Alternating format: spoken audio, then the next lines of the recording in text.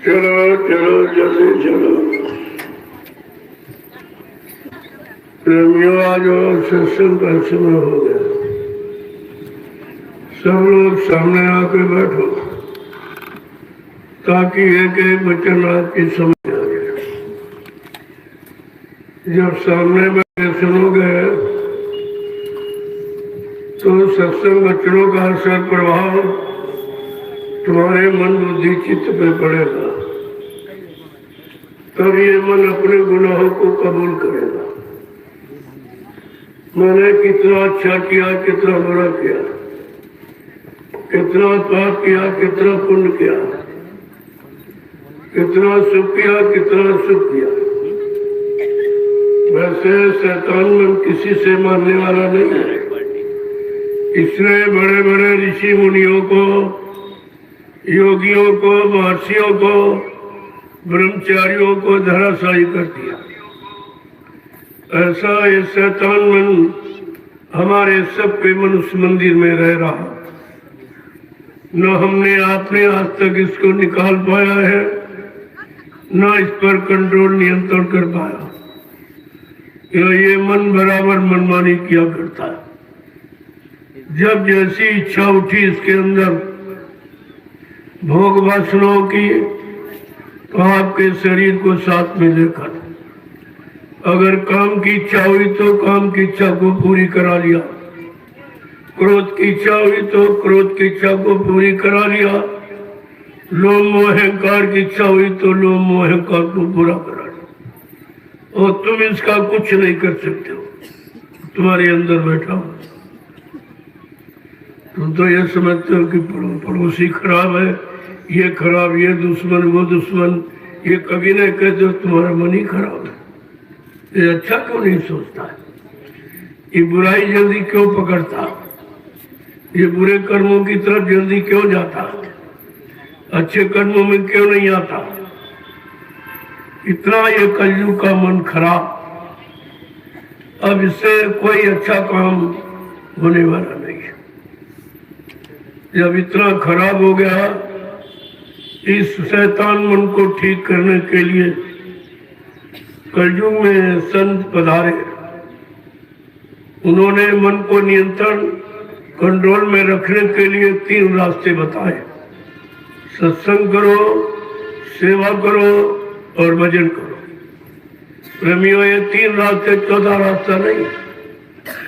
मन को कंट्रोल नियंत्रण में करने के लिए ये 3 रात आपने इतनी पूजा पाठ तीर्थ व्रत हवन जब तक गंगा स्नान किया, लेकिन मन बस में नहीं हुआ। मन की कोई गंदी आदत आप सुधार नहीं पाए। और ये कितना समय आपने निकाल दिया। 3 युग निकल गए, सतयुग, त्रेता, द्वापर, 5,500 वर्ष कलयुग के भी निकल गए, लेकिन ये मन नहीं ठीक हुआ, क्योंकि जो भी आया वो मन के अधीन रहा, मन का गुलाम बन के रहा। चाहे वो ज्ञानी ध्यानी हो, चाहे विज्ञानी हो, चाहे अवतारी शक्तियां हो, चाहे ऋषि मुनि योगी महर्षि, सब मन के गुलाम रहे।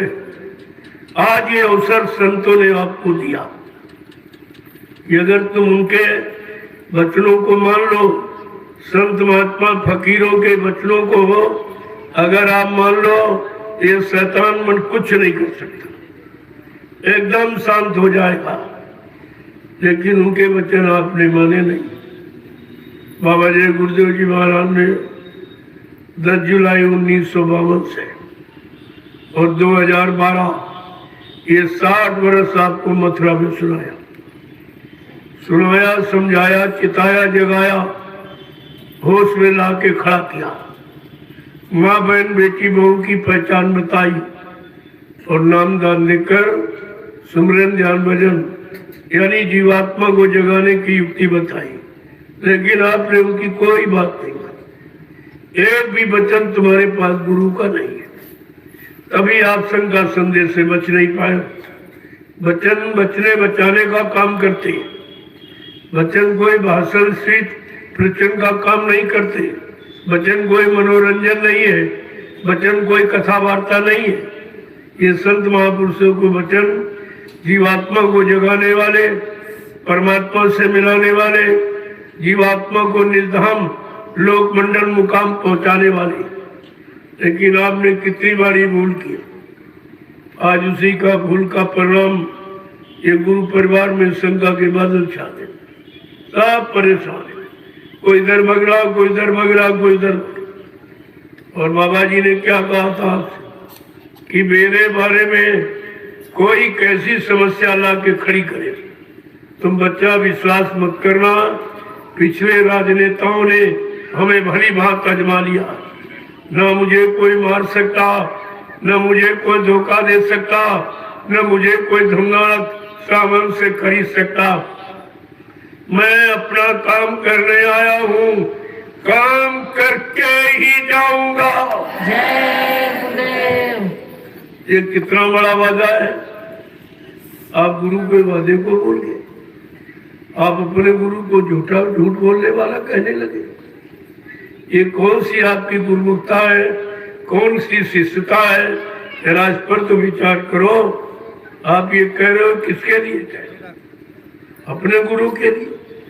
अगर तुम्हारा गुरु झूठा हो जाएगा, क्या तुम सब चेले कभी सच्चे माने जाओगे? तुम्हारी पहचान गुरु से, और तुमने गुरु के बारे में कुछ नहीं है।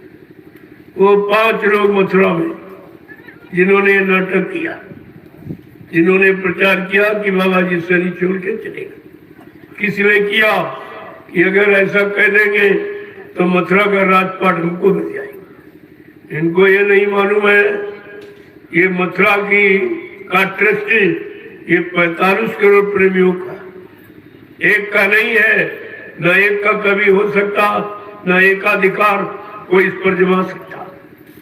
45 करोड़ चेला है ये। और आप सबने नामदानी सदस्यता प्रमाण पत्र लिए बैठे हो। ये तुम्हारा जय गुरुदेव धर्म प्रचारक संस्था मथुरा भारत का ही तो है, तो सारे लोग उसके उस मतलब यानी आश्रम सबका है, जमीन सबकी है, गुरु सबका है, मंदिर सबका है। फिर एक आदमी कैसे कह रहा कि बाबा जी हमको वसीयत कर गए या हमको उत्तराधिकारी बना गए? इस पर आपने कोई दृष्टि नहीं डाली। एक व्यक्ति ने तुम 45 करोड़ को बेकार कर दिया, अपने को केवल कह रहा कि बाबा जी हमको ही वसीयत कर, और तुम उसी के पीछे वो मरे जिसने तुमको बिल्कुल अलग थलग कर दिया। तुम्हारा कोई नामो निशान नहीं रखा। कि मथुरा की संपत्ति है और आश्रम से तुम्हारा कोई सरोकार नहीं, कोई अधिकार नहीं, केवल मेरा अधिकार मुझको बाबा जी कर गए। ये तुमको सोचना चाहिए था। तुमने अपनी बुद्धि से काम नहीं लिया कि जब बाबा जी कोई आदेश देते, चाहे छोटा बड़ा, अपना राष्ट्रीय मंच मथुरा राष्ट्रीय कार्यक्रम में देते थे। तो मैं आपसे पूछने आया हूँ, क्या मथुरा में हिंदुस्तान के किसी प्रेमी ने क्या बाबा जी के मुख से राष्ट्रीय मंच मथुरा में सुना है कि मैंने इसको वसीयत कर दिया या उत्तराधिकारी बना दिया या उसको नाम पावर दे दिया? ये सच बोलिए आप। बाल बच्चेदार हो, आपको सच बोलना चाहिए। सच्चाई अगर छिपाओगे तो संत के द्रोही बन जाओगे। ये किसी ने कहा हो। तो मैं आपसे ये पूछने आया हूँ कि आप लोग मथुरा जाते थे, गुरु का दर्शन करने जाते कि चेलों का? गुरु का। जोर से बोलो। गुरु का। आप लोग मथुरा जाते थे गुरु का दर्शन करने कि चेलों का दर्शन करने? गुरु का। आप मथुरा जाते थे गुरु की सुनने गए कि चेलों की सुनने गए? गुरु की। आप गुरु की मानने गए कि चेलों की मानने गए? गुरु की। आप लोग गुरु भक्ति करने गए कि चेला भक्ति करने गए? तो ये सब चेला भक्ति कर, सब कोई ऐसा नहीं जो गुरु भक्ति कर रहा। अरे गुरु पार करेगा कि चेला पार करेगा? इतना भी तो ज्ञान तुम्हारे में नहीं रहा कि भवसागर पार कौन ले जाए। गोस्वामी जी महाराज को इसी की सत्यता प्रमाणित करने के लिए रामचरितमानस में उत्तरकांड लिखना पड़ा, जिसमें मानव के सारे प्रश्नों का उत्तर है, मानव के जीवन की सारी समस्याओं का समाधान है। वो उत्तरकांड में क्या कहा उन्होंने कि गुरु बिन भाव निधि तरह ना कोई, और जो विराजी इस शंकर सम होई।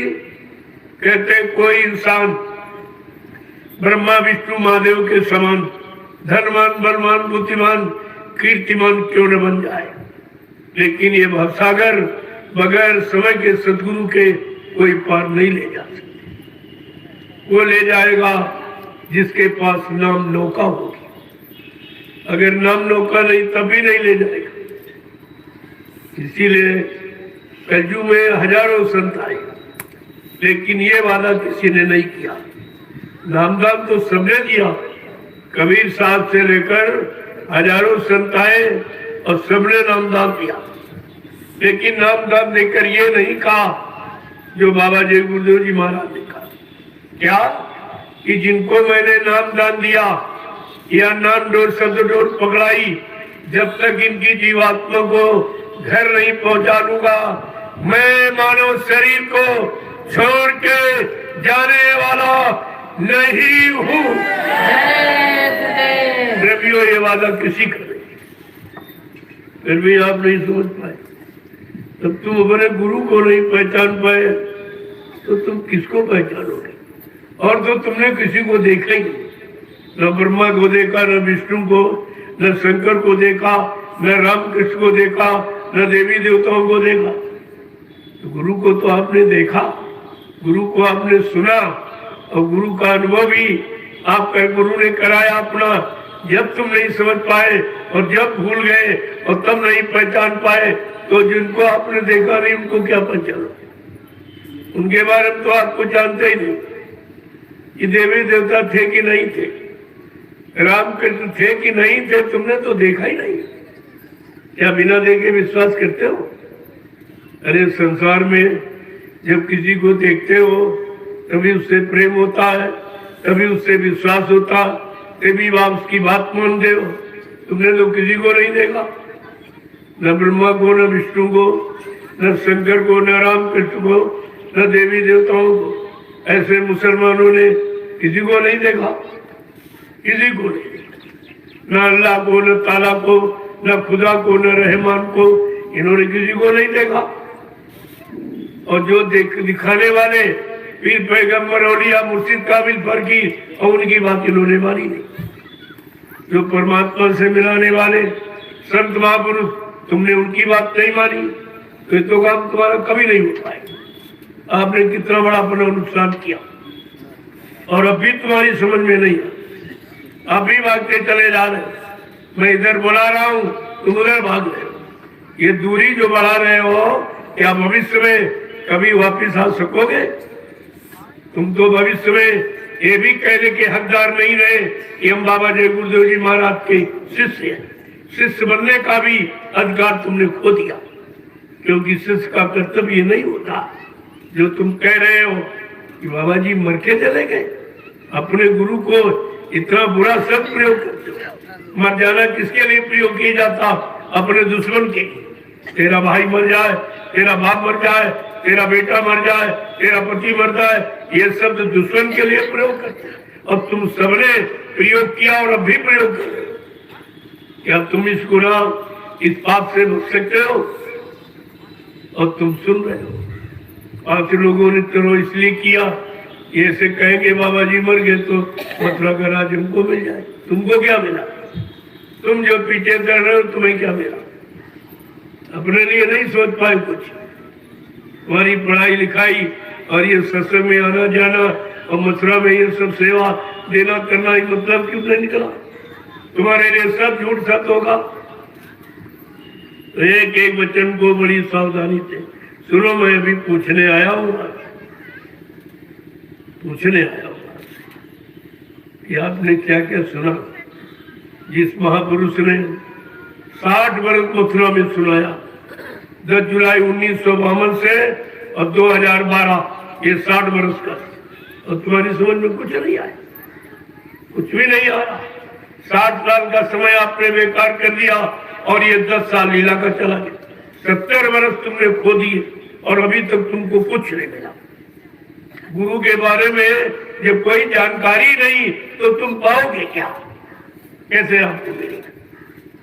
तो मैं आपसे पूछने आया हूँ कि आप लोगों ने नामदान गुरु महाराज से लिया या किसी चेले से लिया? गुरु महाराज से। जोर से बोलिए। गुरु महाराज से। सच्चाई को मत छिपाइए। प्रेमियों, आप लोगों ने नामदान गुरु महाराज से लिया या किसी चेले से लिया? गुरु महाराज से।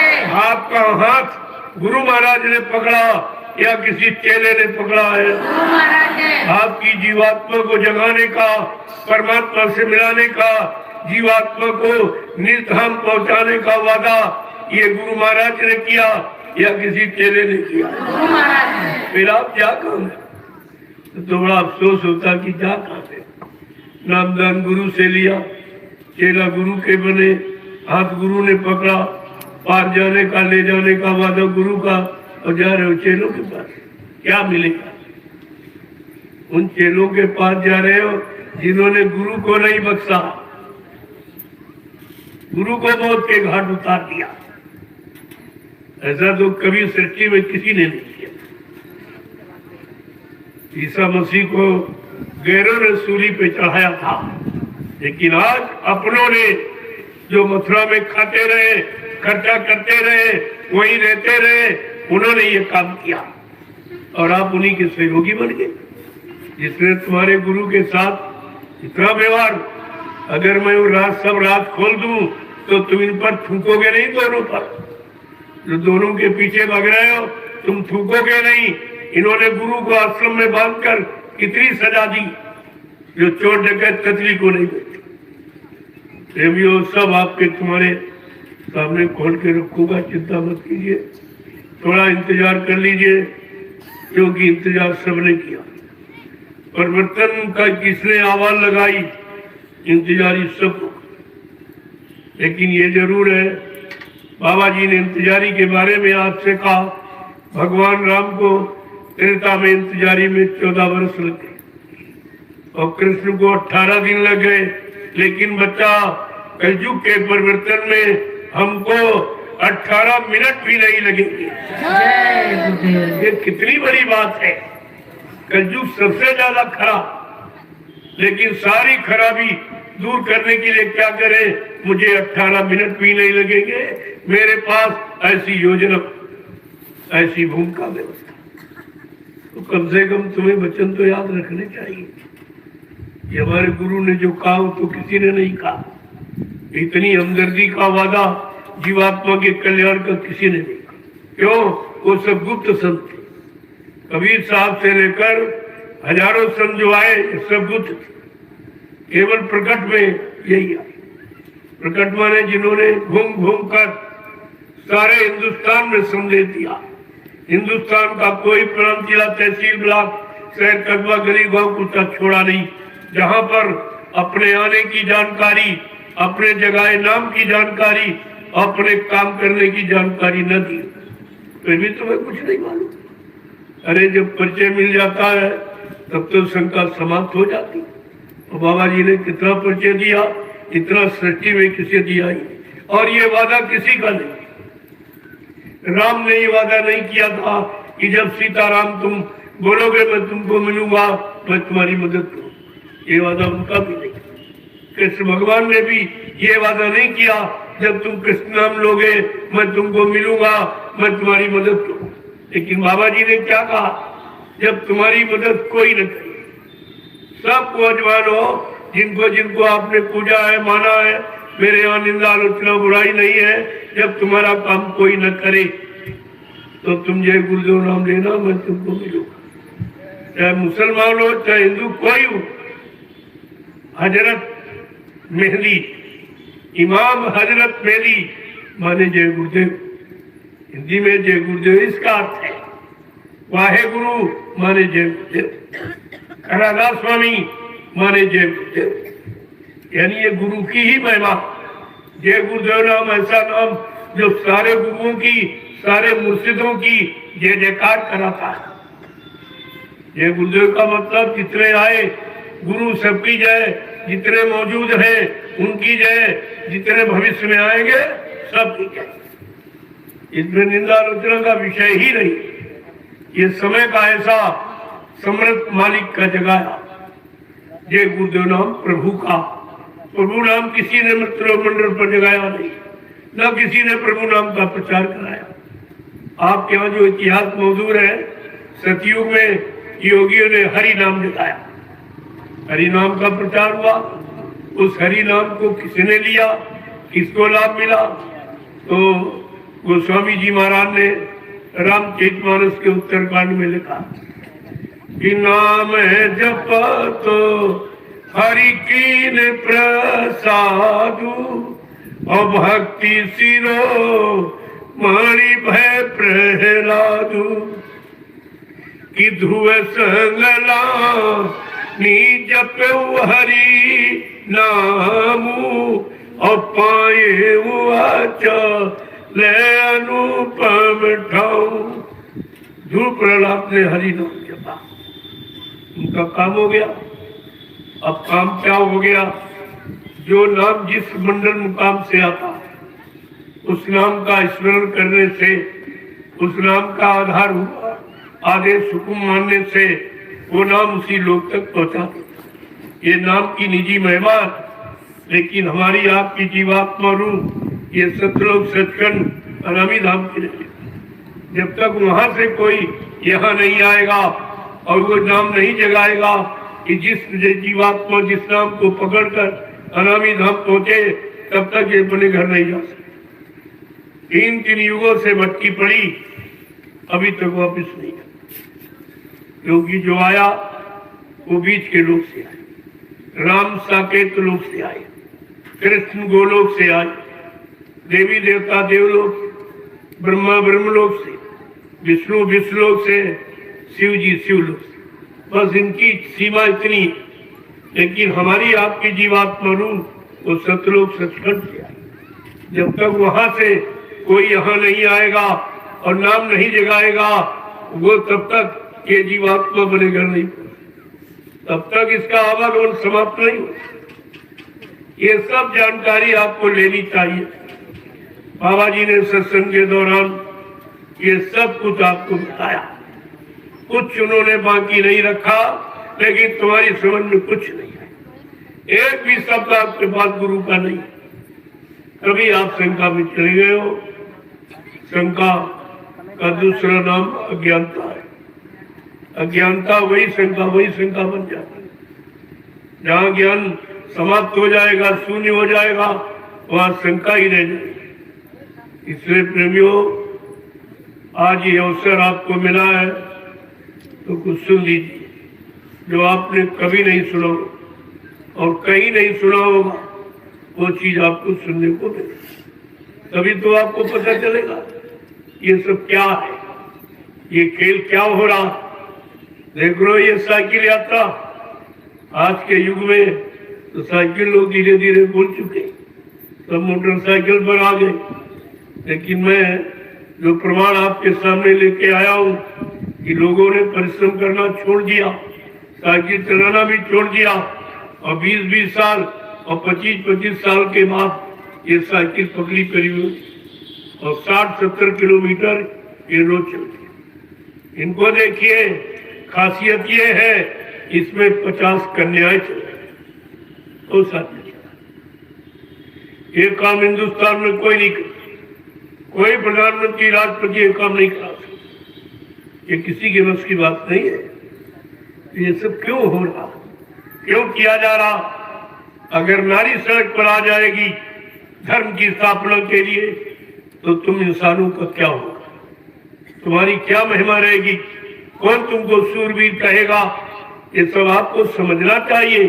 ये खेल तमाशा नहीं है, मैं ये प्रमाण प्रस्तुत कर रहा हूं, सारे हिंदुस्तान को दिखा दूंगा। देखिए, परिश्रम करने के लिए नारियां तैयार हो चुकी, वो सब काम करें, उनको सिखा दिया जाएगा सब काम। आप पैसा देकर आप किसी से साइकिल नहीं चलवा सकते 70 किलोमीटर, और 1 महीना से ऊपर हो गया चलते चलते। और अभी 11 जिलों का भ्रमण करेंगे, अनुभव करेंगे, सर्वे करेंगे। एक काफिला ऐसे नहीं घूम रहा, एक तीर से हजारों निशाने हैं हमारे। क्या क्या सर्वे हो रहा, क्या क्या जानकारी हो रही, अभी आपको पता नहीं है। जब पूरा हो जाएगा अब आपको बताऊंगा मैंने क्या क्या जानकारी की। कि देश में कोई काम नहीं, सब काम छूटा पड़ा। ये राजनीति के लोग कह रहे हैं मैंने ये किया वो किया वो किया, मैं ये कहता तुमने कुछ नहीं, कुछ भी नहीं किया। अरे जब भारत की जनता को तुम न्याय सुरक्षा नहीं दे पाए तो इसके अलावा तुम दे ही क्या सकते हो? रोटी कोई मांगता नहीं तुमसे, कपड़े कोई मांगता नहीं, लेकिन कम से कम रोजी तो दे दो जो तुम्हारे हाथ में है। लेकिन कुछ आगे का समय क्या कहेगा, ये भारत का इतिहास ये भविष्य में आपको क्या कहेगा? नेकमास कहेगा, ईमानदार कहेगा, सेवक यानी राष्ट्र सेवी देश सेवी कहेगा आपको? ये सब विचार करना चाहिए। ऐसा मालूम देता है ये धर्म शास्त्रों को बिल्कुल तिलांजलि दे दी। रामचरितमानस क्या कह रही कि राजनीति भिन्न दल धर्मा और प्रभु समर्पे बिन सत्कर्मा।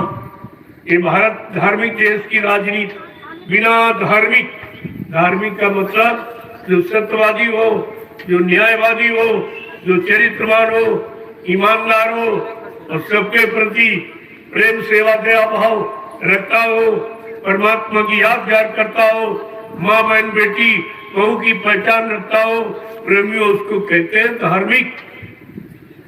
कोई दाढ़ी बाल, कोई लाल पीला कपड़ा नहीं है, कोई शरीर पर चंदन बंदन छापा तिलक गिरे, ये धार्मिक। ये तो बनावट, ये बनावट सजावट, इससे कभी काम नहीं होगा। काम करने से, दिखाने से, सुनाने से, पढ़ाने से, भाषण स्पीच प्रवचन से काम नहीं होगा, काम करनी से। जब करनी में उतरोगे तब आपका काम दिखाई देगा कि आपने किया। तो 70 साल की आजादी ये पूरा परिचय दे रही कि कोई काम नहीं। जो व्यवस्था बनी थी वो भी बिगाड़ दी, अब बनाना तो इनके बस की बात है, और न इससे काम कोई होगा। 70 साल एक कलयुग में एक उम्र है, एक उम्र निकल गई तब कुछ नहीं हुआ। अब क्या, बस वही रोज भाषा, मैं महंगाई दूर करूंगा, मैं गरीबी दूर करूंगा, बेरोजगारी। अरे भाई कब करोगी? ये तो तुम्हारी भाषा हो गई कहने की। करने का काम तो भाषा से कोई काम थोड़ी होगा, काम तो करने से होगा। और करना कोई चाहता नहीं, कोई नहीं करना चाहता। अगर करता तो अब तक कितना काम हो जाता। अरे तुम दुनिया देश के किसी कोने से शुरू कर दो, अब तक सब हो जाता। 70 साल का समय बहुत होता, लेकिन आजादी बर्बादी के कगार पर खड़ी हो गई। केवल एक काम हुआ, चुनाव चुनाव चुनाव, सारा देश चुन गया, कुछ नहीं। चुनाव का मतलब क्या? तुमने जिनको चुना उन्होंने आज तक जनता की भलाई का, अच्छाई का, यानी मतलब लाभ का कोई काम नहीं किया। चुनाव का मतलब क्या? क्यों चुनाव किया?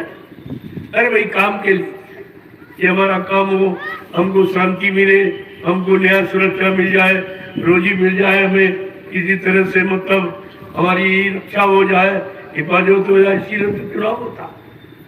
और चुनाव कितना महंगा मालूम आपको? ये भी चोरी की गई। भारत की जनता को ये नहीं बताया गया एक पंचवर्षीय चुनाव का खर्चा क्या। आज तक किसी को बता दे खड़ा होकर, किसी को मालूम है? ये किसी को नहीं पता। अरे किसी काम को करने के पहले उसका खर्चा निकाला जाता कि खर्चा ज्यादा तो नहीं काम से, कि लाभ कम हो खर्चा ज्यादा हो तो कौन करेगा? कौन करेगा काम? ये तो पहले एवरेज आप निकालते हो, लेकिन राजनीति का एवरेज आपने आज से नहीं निकाला। एक पंचवर्षीय चुनाव का खर्चा 70 अरब रुपए, 70 अरब, और काम कुछ नहीं। और फिर ये पैसा कौन देगा? ये खर्चा कौन देगा? ये काश्तकार, ये मजदूर, छोटे बड़े कर्मचारी, छोटे बड़े दुकानदार, व्यापारी, इन्हीं से लिया। बड़ा कोई नहीं देगा, बड़ा खर्चा कोई नहीं देगा। फिर तुम्हीं से वसूला जाएगा, महंगाई बढ़ा के, टैक्स लगा के, जीएसटी लगा के। इसलिए प्रेमियों, जब तक चुनाव नहीं बंद होगा, महंगाई कोई नहीं हटा सकता, महंगाई कोई कम कर ही नहीं सकता, बेरोजगारी कोई दूर कर ही नहीं सकता, ये टैक्स कोई हटा ही नहीं सकता, और जीएसटी कोई कम नहीं कर सकता। इनकी उम्मीद मत करिए। गोस्वामी जी महाराज ने रामचरितमानस में पहले ये संतों को सब मालूम, भूत वर्तमान को जानने वाले, उन्होंने पहले लिख दिया, इस भारत देश में बहुमत कीमत बाल मत, बिन नरेश का राज और सुख संपदा को कहे जान बचे बर्बाद। का भारत देश में एक समय आएगा लोगों को बहुमत मिलेगा। आपने देखा बहुमत मिला, काफी भारत देश में स्त्री का राज होगा, यानी मर्द कोई ऐसा नहीं रहेगा, तो स्त्री का राज वो भी आपके सामने हो गया और कुछ नहीं कर पाए। इसके बाद कहा एक लड़के का राज, वो भी हो गया, समझ आप कुछ नहीं पाए।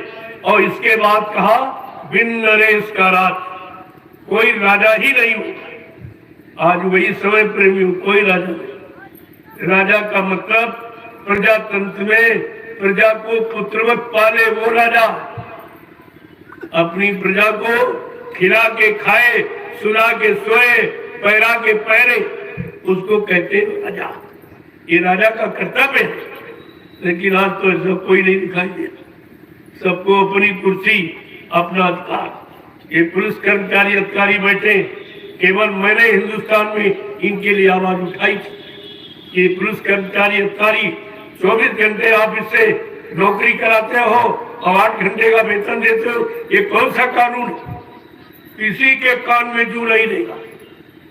मैंने इनके लिए यानी इतना प्रयास किया और हिंदुस्तान में कोई नहीं कहा कि भाई 24 घंटे काम लेते हो और 8 घंटे का वेतन देते हो, ये कौन सा कानून? यहाँ अगर मजदूर किसी फैक्ट्री में ओवर ड्यूटी करता है तो डबल तनख्वाह पाता, लेकिन इनको कुछ त्योहार में कोई छुट्टी नहीं।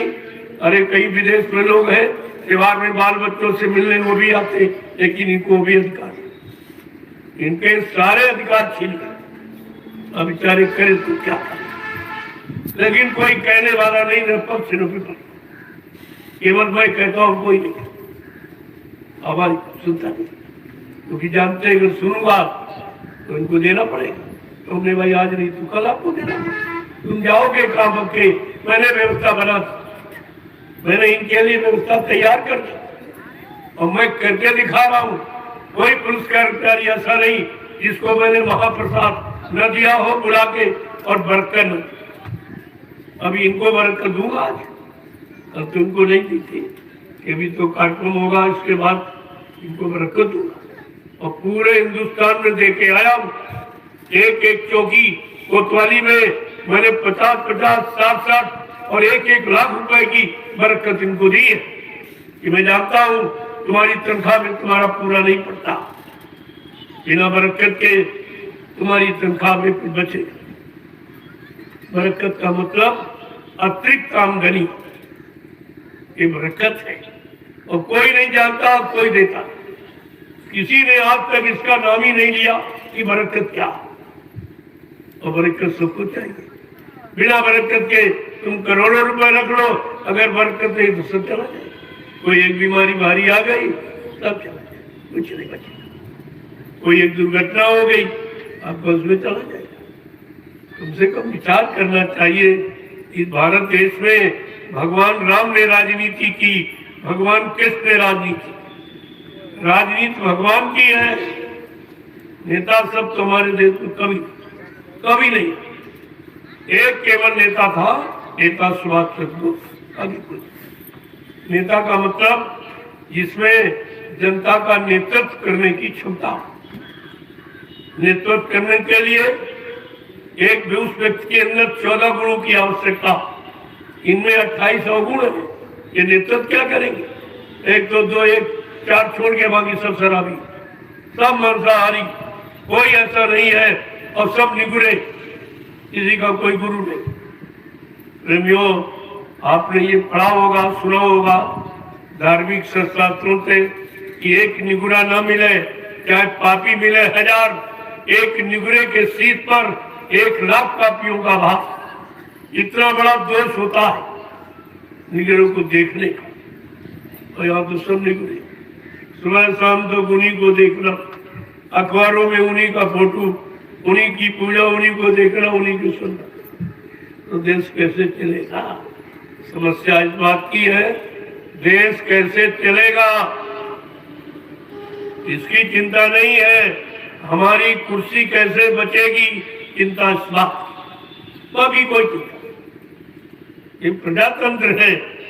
प्रजातंत्र का मतलब प्रजा का पूरा अधिकार, लेकिन प्रजा को यहाँ रोने तक का अधिकार नहीं, अपनी बात कहने का अधिकार नहीं, अपना न्याय मांगने का अधिकार नहीं, अपनी मुसीबत दुख तकलीफ कहने का अधिकार नहीं।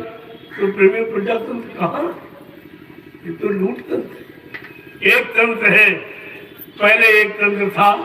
एक तंत्र का मतलब पहले राजा का बेटा राजा हो, खूनी संबंध माना जाता कि राजा का बेटा राजा होता। लेकिन अब तो प्रजातंत्र में कानून खत्म हो गया। अब तो प्रजा जिसको चुनेगी वो राजा बनेगा। जहां तुम मोहर लगा दो उसी नीचे राजा पैदा हो जाएगा। ये तो तुम्हारे अधिकार की बात। अब तुम जैसा बनाओगे फिर वैसे भोगोगे आप, क्योंकि सलाह का दान है ये। मतदान सलाह का दान, मत माने इच्छा का दान। मैं आपसे अगर कहूँ शराबी को दान दोगे आप, मांसाहारी को दोगे, चोर डकैत को दान दोगे आप, झूठ बोलने वाले, वादा खिलाफी वाले, शरीर चिंता करने वाले को दान दोगे? और मतदान कहाँ दे रहे? इसका होश नहीं है। मतदान कन्यादान बराबर। अपनी कन्या का दान कभी शराबी मांसाहारी को नहीं करेंगे आप, क्योंकि आप जानते हो कि शराबी और मांसाहारी और जुआरी मेरी कन्या का भविष्य खराब कर देगा। तो कन्या के बारे में आप जान गए कि भविष्य खराब नहीं कर देगा और देश का भविष्य ये शराबी अच्छा कर देगा। इसलिए मैं शाकाहार का प्रचार करने निकला हूँ कि जब तक शाकाहारी नहीं बनेंगे देश में किसी को भी सुख शांति कोई नहीं दे सकता। मैं चैलेंज के साथ कहता हूँ, अगर देश को सुख शांति आपको देनी है, देश को अच्छे से अच्छे काम कराने या करवाने हैं, तो आपको पहले उनका खान पान बदलना होगा। हमारे देश का नियम है जैसा करो आहार वैसे बने विचार, आहार से विचारों का जन्म होता है। जैसा करो आहार वैसे बने विचार, जैसे विचार होंगे वैसी बुद्धि होगी, जैसी बुद्धि होगी वैसे कर्म करोगे, जैसे कर्म करोगे वैसा फल मिलेगा। इसलिए एक ही सूत्र है केवल साकार। अगर ये देश के जिम्मेदार, क्योंकि धार्मिक देश, धर्म के लिए भगवान राम को रावण से लड़ाई लड़ी, धर्म के लिए भगवान कृष्ण को महाभारत करना पड़ा, ऐसे धर्म हंसी मजाक में नहीं आए। करोड़ों की जानें चली गई, करोड़ों लोग कुर्बान हो गए, करोड़ों माताएं निपुती हो गई, करोड़ों बहनों का सुहाग लुट गया, तब आजादी का दर्शन हुआ। ये ऐसे आजादी नहीं मिली थी, लेकिन जो जिन्होंने दिलाई, जिनकी कुर्बानी थी, तो चले गए बेचारे। अब ये रह गए जिन्होंने आजादी की परिभाषा नहीं जानी, केवल बस कहानी रह गई और कुछ। शहीदों की कहानी रह गई, कुर्बानी की कहानी केवल सुनाई जा रही, बाकी करने के लिए कोई नहीं। तो देखो कहां से कहां चला। जिस देश के लिए इतने लोग कुर्बान हुए हो, इतनी माताएं निपुती हुई हो, इतने बहनों का सुहाग लुटा हो, उस देश को तो ये इतिहास याद रखना चाहिए। अब तक वो देश कितनी तरक्की करता, इतने लोगों को सुख शांति दिला देता, लेकिन वो सब इतिहास खत्म, केवल कहानी रह गई, कुर्बानी करने के लिए कोई नहीं। तो फिर वह हुआ क्या, इसीलिए कुछ हुआ नहीं, सब खत्म हो गया। तो प्रेमियों आगे समय बहुत खराब है, बहुत खराब। जिससे बचना अब तुम्हारे बस की बात नहीं। महात्मा भी आपके लिए प्रयास कर कि आप बच जाओ उस भारी मुसीबत से, आपका, आपकी आल औलाद का, बच्चों का, सामान का सब बचाव हो जाए। क्यों? परमार्थ के कारण साधु धरा शरीर। जो परमार्थ समाज, देश, राष्ट्र, समाज हित आया, वो कभी आपका नुकसान नहीं। साधु से हो न कारज हानि, साधु संत महात्मा फकीरों से कभी काम की हानि नहीं। लेकिन जब उनकी बातें नहीं सुनोगे, बातें नहीं मानोगे, ये लोग अपनी तौहीनी समझते हैं कि अगर महात्माओं से सलाह लेंगे और काम हो जाएगा तो हमारी तौहीनी हो जाएगी। ये इतने आदमी, अभी एक छोटी सी बीमारी आई कोरोना नाम की, करोड़ों विश्व से चले गए, करोड़ों चले गए, इसकी चिंता है किसी? अरे इतने मर गए, चले गए, इतनी मुसीबत आपत्ति आई, तुम्हारे दरवाजे कोई आया? जिनको आपने चंदा नोट वोट दिया, महंगाई आपने झेली, और मतलब यानी टैक्स आपने दिए, जीएसटी आपने दी, लेकिन तुम्हारे दरवाजे कोई तुम्हारा दुख पूछने आया? ना कोई नेता आया। और जिनको रोजी यानी धोती रोटी लंगोटी, दान दक्षिणा, रुपया पैसा, ये सब देते हो, कोई महात्मा आया? आज हिंदुस्तान में 1 करोड़, लाल पीले कपड़े पहनने वाला 1 करोड़। उस देश की हालत क्या थी? इतने धर्म के रखवाले, धर्म समाज, धर्म की जगह धर्म बढ़ गया, पुण्य की जगह पाप बढ़ गया, सत्य की जगह झूठ बढ़ गया, दानवता की जगह यानी मानवता की जगह दानवता बढ़ गया। ये सब उल्टा क्यों हो रहा? आप पूजा कर रहे हो, आप परेशान हो रहे हो। पूजा का मतलब क्या? जितनी पूजा की, इतना तीर्थ व्रत, हवन जप किया, गंगा स्नान, ये सब आपने किया, और श्रम समय पूजी आपने खर्च की, लेकिन काम तो आपका कुछ नहीं हुआ। बीमारी बढ़ गई, दुख तकलीफ बढ़ गए, लड़ाई झगड़े बढ़ गए, मार काट हिंसा बढ़ गई, ये सब आप बढ़ रहा। टैक्स बढ़ गए, महंगाई बढ़ गई, बेरोजगारी बढ़ गई, तो ये तो बढ़ाने के लिए आपने पूजा पाठ की। ये कम करने के लिए, सुख शांति पाने के लिए पूजा पाठ की जाती है, या अशांति पाने के लिए, दुख तकलीफ पाने के लिए। लेकिन आपने तो कोई विचार किया नहीं। किसी भी मंदिर, मस्जिद, गिरजाघर, गुरुद्वारों से कोई आवाज नहीं निकली कि सुख शांति कैसे मिलेगी। क्या साकार का संदेश किसी ने दिया? कोई मंदिर मस्जिद गिरजा गुरुद्वारों से आवाज निकली, या कोई नेता या कोई मंत्री या मतलब कोई यानी धार्मिक महात्मा किसी ने ऐसा कहा आपसे, ये परेशानी का कारण क्या है? परेशानी का कारण तुम्हारा गंदा खान पान। बीमारी दो तरीकों से आपकी, गंदे खान पान से और गंदे कर्मों से, और दोनों हो रहे हैं। जब गंदा खान पान करोगे तो बुद्धि खराब हो जाएगी, बुद्धि खराब हो जाएगी तो आपकी सोच खराब हो जाएगी, आपके विचार खराब हो जाएंगे। जब विचार खराब हो जाएंगे आपके कर्म खराब हो जाएंगे, जब कर्म खराब हो जाएंगे तो व्यवस्था खराब हो जाएगी। व्यवस्था खराब होने का कारण ये, इस पर शोध किया गया, ऐसे नहीं प्रचार करवाया जाता। ये सारे मुसीबत दुख तकलीफ लड़ाई झगड़े बीमारियों की जड़ है अशुद्ध आहार। तो इसलिए अब आपको विचार करना, सब कुछ करके आपने देख लिया, कुछ नहीं। तुमने कितने प्रधानमंत्री बदले, कितने मुख्यमंत्री बदले, लेकिन कुछ बदलाव हुआ? अरे इनके बदलने से क्या होगा? बदलाव होना चाहिए, काम में कर्म में बदलाव, खान पान में बदलाव, देखने सुनने में बदलाव, सोचने समझने में बदलाव, करने में बदलाव, तब कुछ काम होगा। कितने आपने बदले? सब झंडे बदल दिए, पंडित वही है, केवल झंडे आप बदलते हैं, झंडों से कुछ होना नहीं। और सबने झंडे बड़े बड़े बनाए, तुम्हारा कोई झंडा बनाया? पढ़े लिखे बुद्धिमान बनते हो, तुम्हारा कोई झंडा बनाया अब तक? तुम्हारा कोई संगठन बना? और सबने अपना संगठन अपना झंडा बनाया, क्योंकि उन्हें मालूम है संगठन और झंडा अधिकार का प्रतीक होता। अगर तुम्हारा झंडा बन जाता तो तुम पर अधिकार मांगते तो उनको देना पड़ता। इसीलिए इन लोगों ने जानबूझकर इस जनता का कोई संगठन कोई झंडा नहीं, और अपना झंडा समय पर पकड़ा के और जिंदाबाद मुर्दाबाद बुलवाते रहते, और तुम ही बोलते रहते हो अरे तुम्हें कुछ मिला? कुछ। वो कहते पढ़े लिखे। अरे इन किसानों के बच्चे डीएम एसपी हैं, वो भी बेचारे कुछ नहीं जानते, वो उनके भी जवान बंद है, वो भी सत्य की आवाज नहीं लगा सकते। तुम्हारे माँ बाप तो किसान ही है, मजदूर रहे होंगे, कर्मचारी छोटे बड़े कारी रहे होंगे, तुम उन्हीं के बच्चे हो।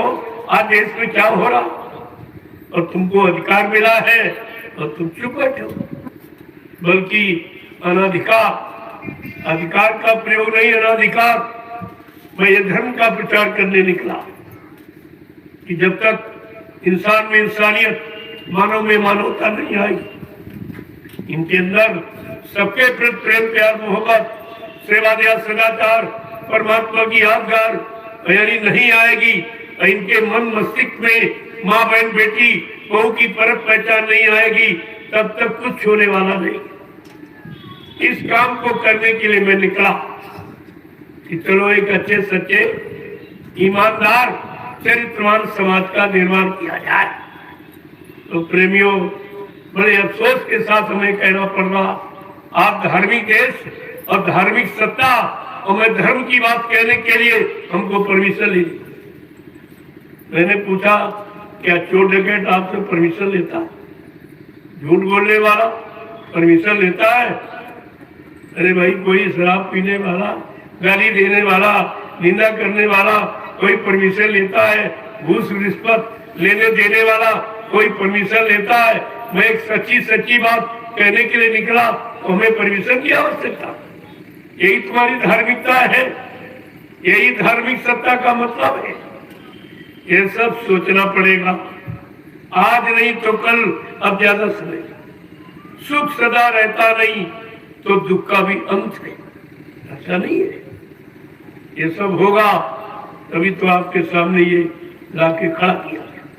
इसको देखो और सोचो समझो और विचारो और करो। ये सब बिगड़ा जा रहा, कुछ नहीं बचे। अभी तो ये कोरोना नाम की बीमारी है, इसको बाबा जय गुरुदेव जी महाराज ने बहुत पहले इशारा किया। 6 नवंबर 1986 बाबा जी ने बताया, कहा बच्चा, अगर तुम शाकाहारी न बने, सच्चे ईमानदार चरित्रवान न बने, तो कुदरत की तरफ से एक बीमारी आ रही, उस बीमारी का नाम है कोरोना। क्या न करो तो बीमारी नहीं आएगी, अगर करोगे तो जरूर आएगी। कोरोना का मतलब ही है, कहा बाबा जी ने, भाई अंडा मत खाना, अंडा मुर्गी का मासिक धर्म, इससे गंदगी कोई चीज। आपकी धर्मपत्नी मासिक धर्म होती तो उसके हाथ का भोजन नहीं करते आप, 5 दिन उसको छूते नहीं हो कि बीमारी लग जाए। ये अशुद्धता का समय है, ये शुद्ध है। और अंडा ये जो मुर्गी का मासिक धर्म, और बड़े चाव से पढ़े लिखे लोग खा रहे, सब पढ़े लिखे खा रहे, पुराने लोग नहीं, पढ़े लिखे लोग। क्या तुम्हारा ज्ञान है?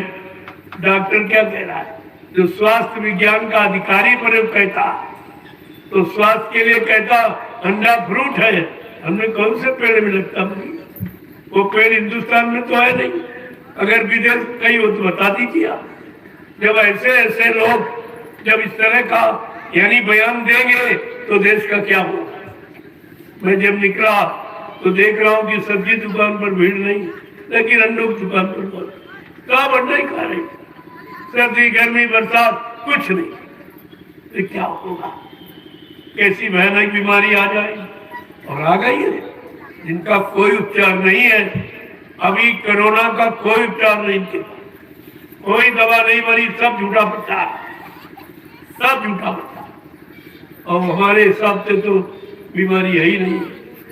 ये कुदरत की नाराजगी, जो बाबा जी ने कहा, जो मार काट हिंसा चोरी कत्लेआम व्यभिचार कुचार झूठ छल कपट बेईमानी धोखाधड़ी जो आपने किया, इससे कुदरत सख्त नाराज हुई। ये कुदरत की नाराजगी है, और कुदरत की नाराजगी कोई प्रधानमंत्री मुख्यमंत्री दूर नहीं कर सकता। वो तो संत महात्मा फकीरों को मालूम है कि कुदरत क्यों नाराज है, ये कैसे खुश हो। इसलिए आपसे प्रार्थना की जा रही कि कुदरत की नाराजगी अगर दूर कराना चाहते हो, और कुदरत की भारी भयानक बीमारियों से अपने आप को बचाना चाहते हो, तो हमारी प्रार्थना आप स्वीकार करो। आप लोग सपरिवार शाकाहारी। मैं जानता हूं कि आप धर्मात्मा महात्मा नहीं बन सकते, सच्चे ईमानदार चरित्रवान नहीं बन पाए, तो कम से कम शाकाहारी बने। इसमें कौन सी आप शाकाहारी बनने में कोई खर्चा नहीं, बल्कि जो अनावश्यक धन आप गंदे खान पान में बर्बाद करते हो, वो धन तुम्हारा बच जाए, तुम्हारे बाल बच्चों की पढ़ाई लिखाई में काम आवे, घर मकान बनाने में काम आवे, बाल बच्चों शादी ब्याह में काम आवे। महात्मा सब तरफ से ही तुम्हारी मदद करना चाहिए, लेकिन दुनिया ऐसी बाबरी, कोई ग्राहक न बचे, कोई सस्ता सौदा लेने वाला, तो आगे मुसीबत बड़ी। कुदरत है तैयार खड़ी, आगे मुसीबत बड़ी। शाकाहारी बन जाओगे, बीमारियों से बच जाओ। ये ऐलान हो रहा ताकि कोई ये न कह सके कि हमको बताया नहीं।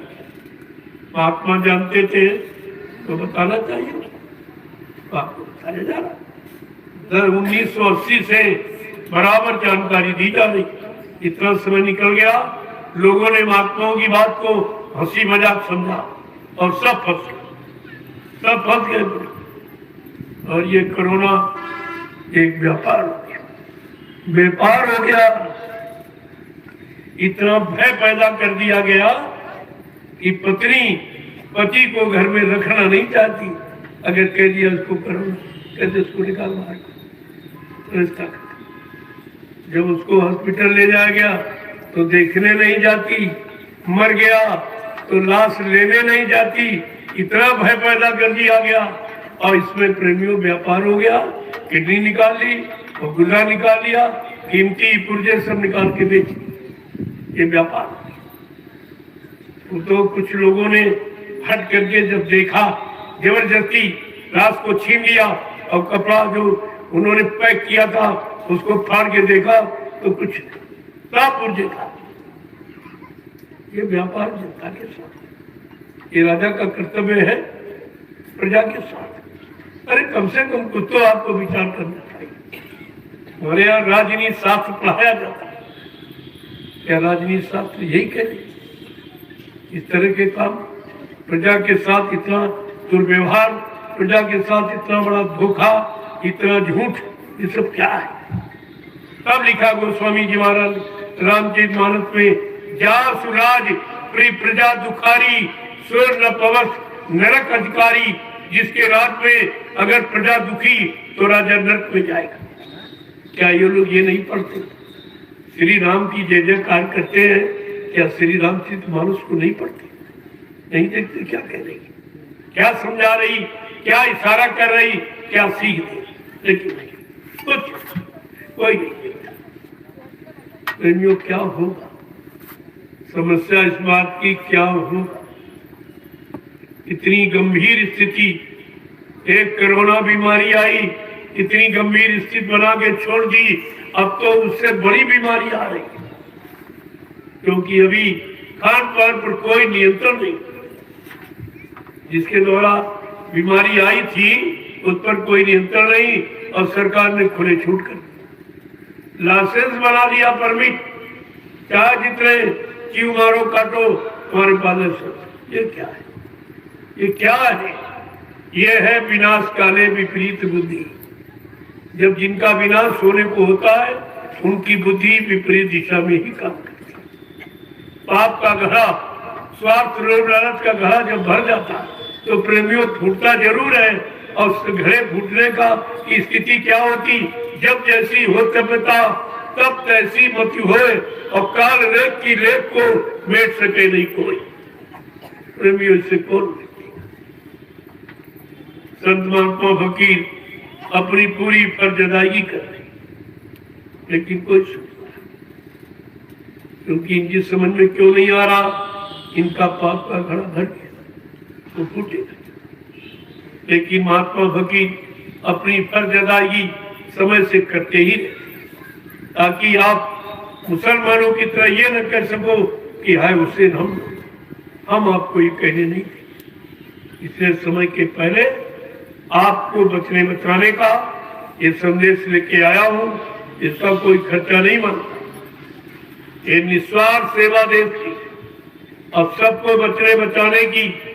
हिंदू मुसलमान कोई हो, मैं तो एक इंसान मानता हूँ। मेरे यहाँ कोई जात पात, कोई अजय मजे कुछ नहीं, ये झगड़ा नहीं कुछ।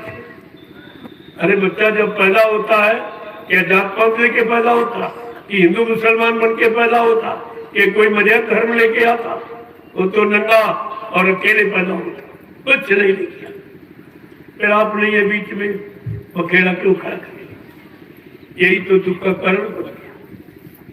जब आपने अपनी व्यवस्था बनाई, अपनी व्यवस्था से आप परेशान।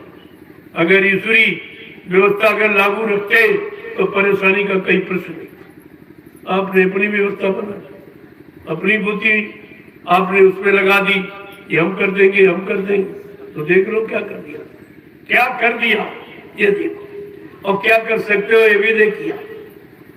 कोरोना नाम की बीमारी है, सब फेल, सब राजा प्रजा सब फेल, कुछ नहीं कर पाए।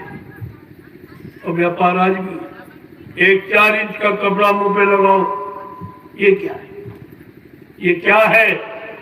क्या ये कोरोना की दवा है? अरे कोरोना की दवा है। अगर ये दवा है तो वैक्सीन इंजेक्शन ये क्यों लगाया जाए? सबको कपड़े बनवा दो मुंह पर तो ठीक हो जाए, कोरोना खत्म। और एक बीमारी पैदा हो जाएगी इससे, जब मुंह और नाक बंद कर लोगे तो स्वच्छ वायु और स्वच्छ ऑक्सीजन आपको नहीं मिलेगी, लिहाजा आपके फेफड़े कमजोर हो जाए। एक बीमारी पैदा करने का और इंतजाम है, जिससे डॉक्टरों को एक व्यापार हो जाए, उस व्यापार में इनकी परसेंटेज तय होता है। इतने मरीज बनाओ, इतना परसेंट तुम्हारा, इतना हमारा।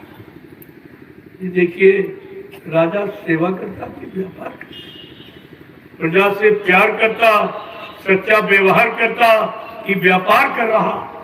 इस पर आपको दृष्टि डालनी चाहिए। तुम्हारी पढ़ाई लिखाई का मतलब क्या, ये सब सोचना चाहिए, और नहीं तो आगे सोचना पड़ेगा।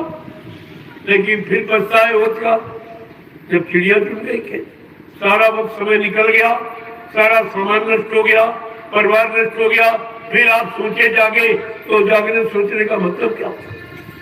इसलिए समय के पहले जो चेतता है, जागता है, अपना काम बना लेता, वो समय का बुद्धिमान व्यक्ति कहलाता, उसे बुद्धिमान कहते।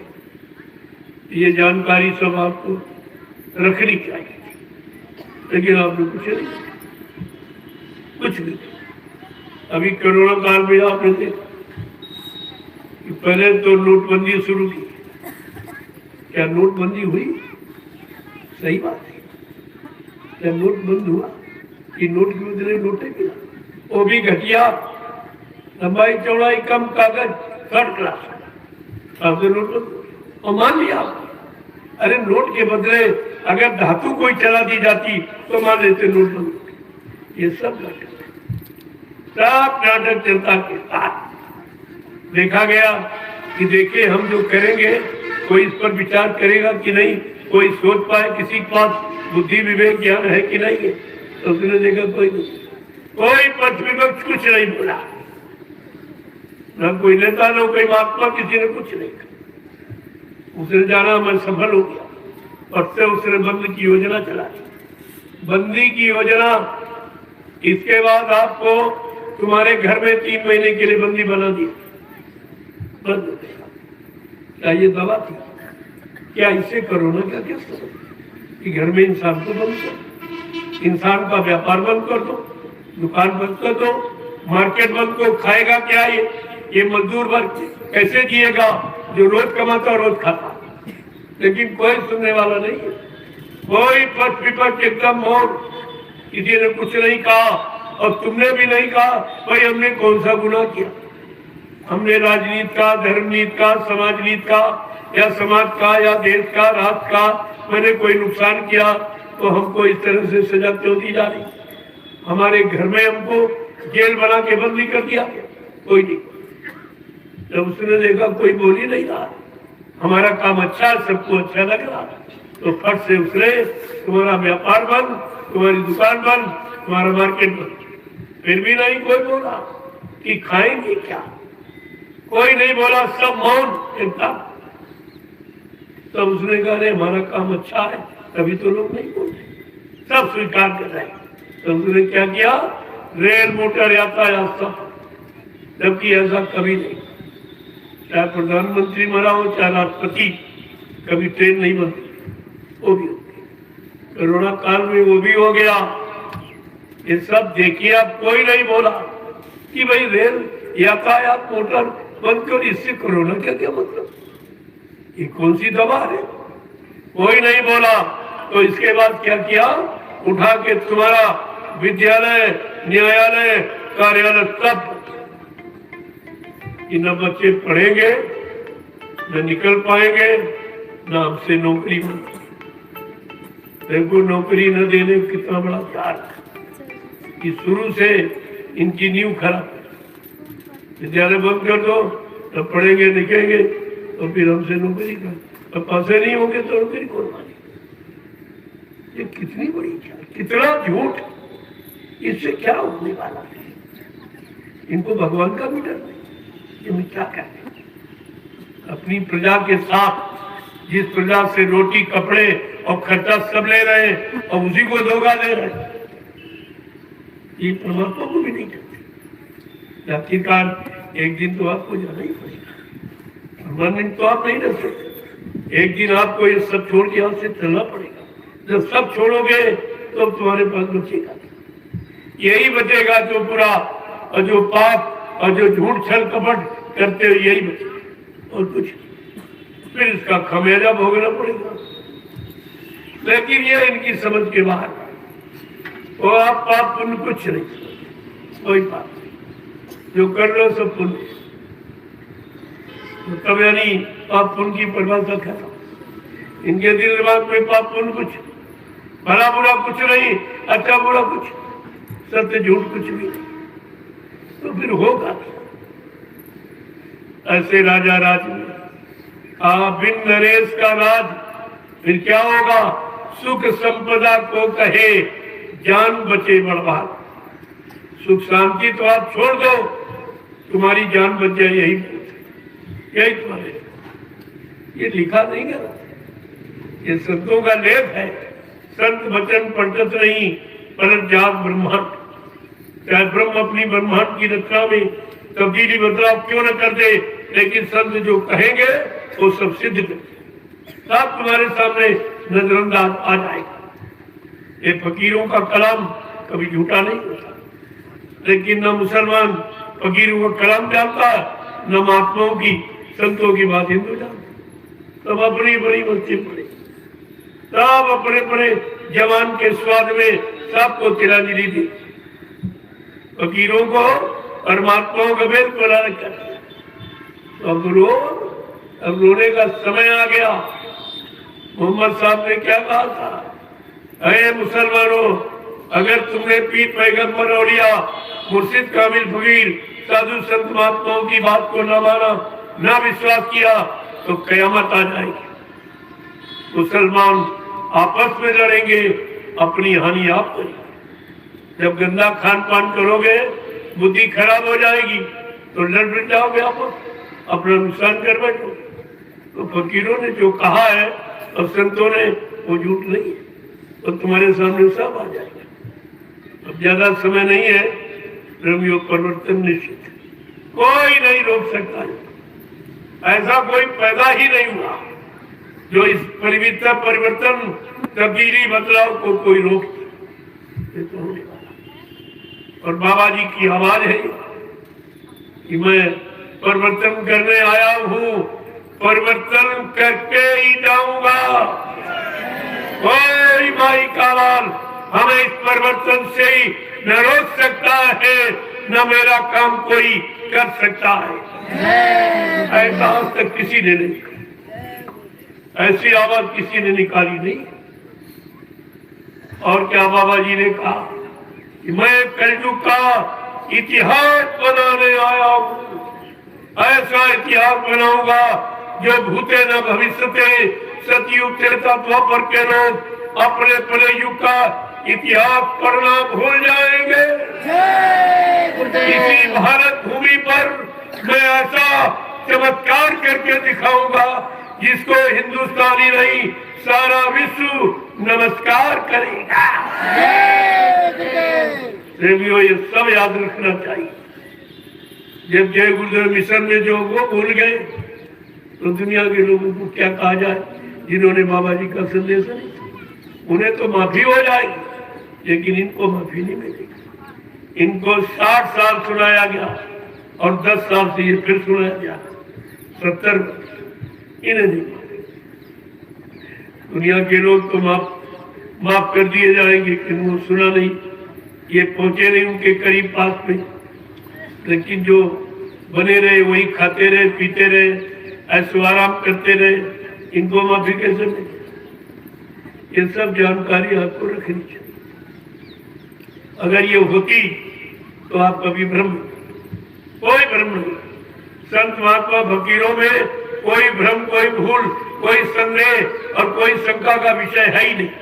वहां तो सारी शंकाओं का समाधान किया जाता और आपने उन्हीं में शंका पैदा, ये लोग सब उन्हीं में शंका पैदा करके बैठे, तो इनका क्या होगा?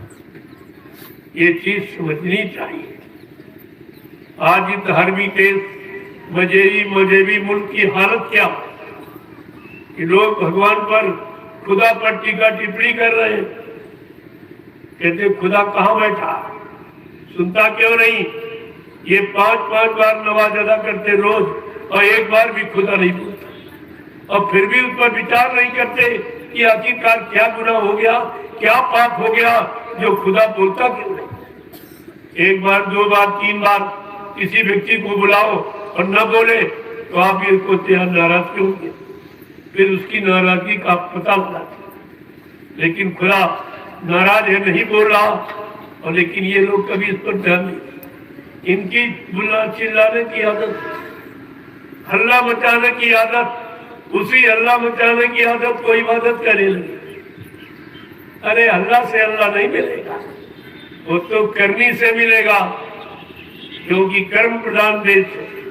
बिना कर्म किए कुछ यहाँ मिलने वाला नहीं, और एक नहीं सब अल्लाह बचा। ये पंडा पुजारी मंदिर की चोटी पर लाउडस्पीकर लगा के अल्लाह बचा। सुबह देखिए मुल्ला मौलवी मस्जिद की चोटी पर लाउड स्पीकर लगा के हल्ला मचाता और ग्रंथी गुरुद्वारे की चोटी पर लाउड स्पीकर लगा के हल्ला मचा रहा और पादरी गिरजाघर की चोटी पर लाउड स्पीकर लगा के हल्ला मचा।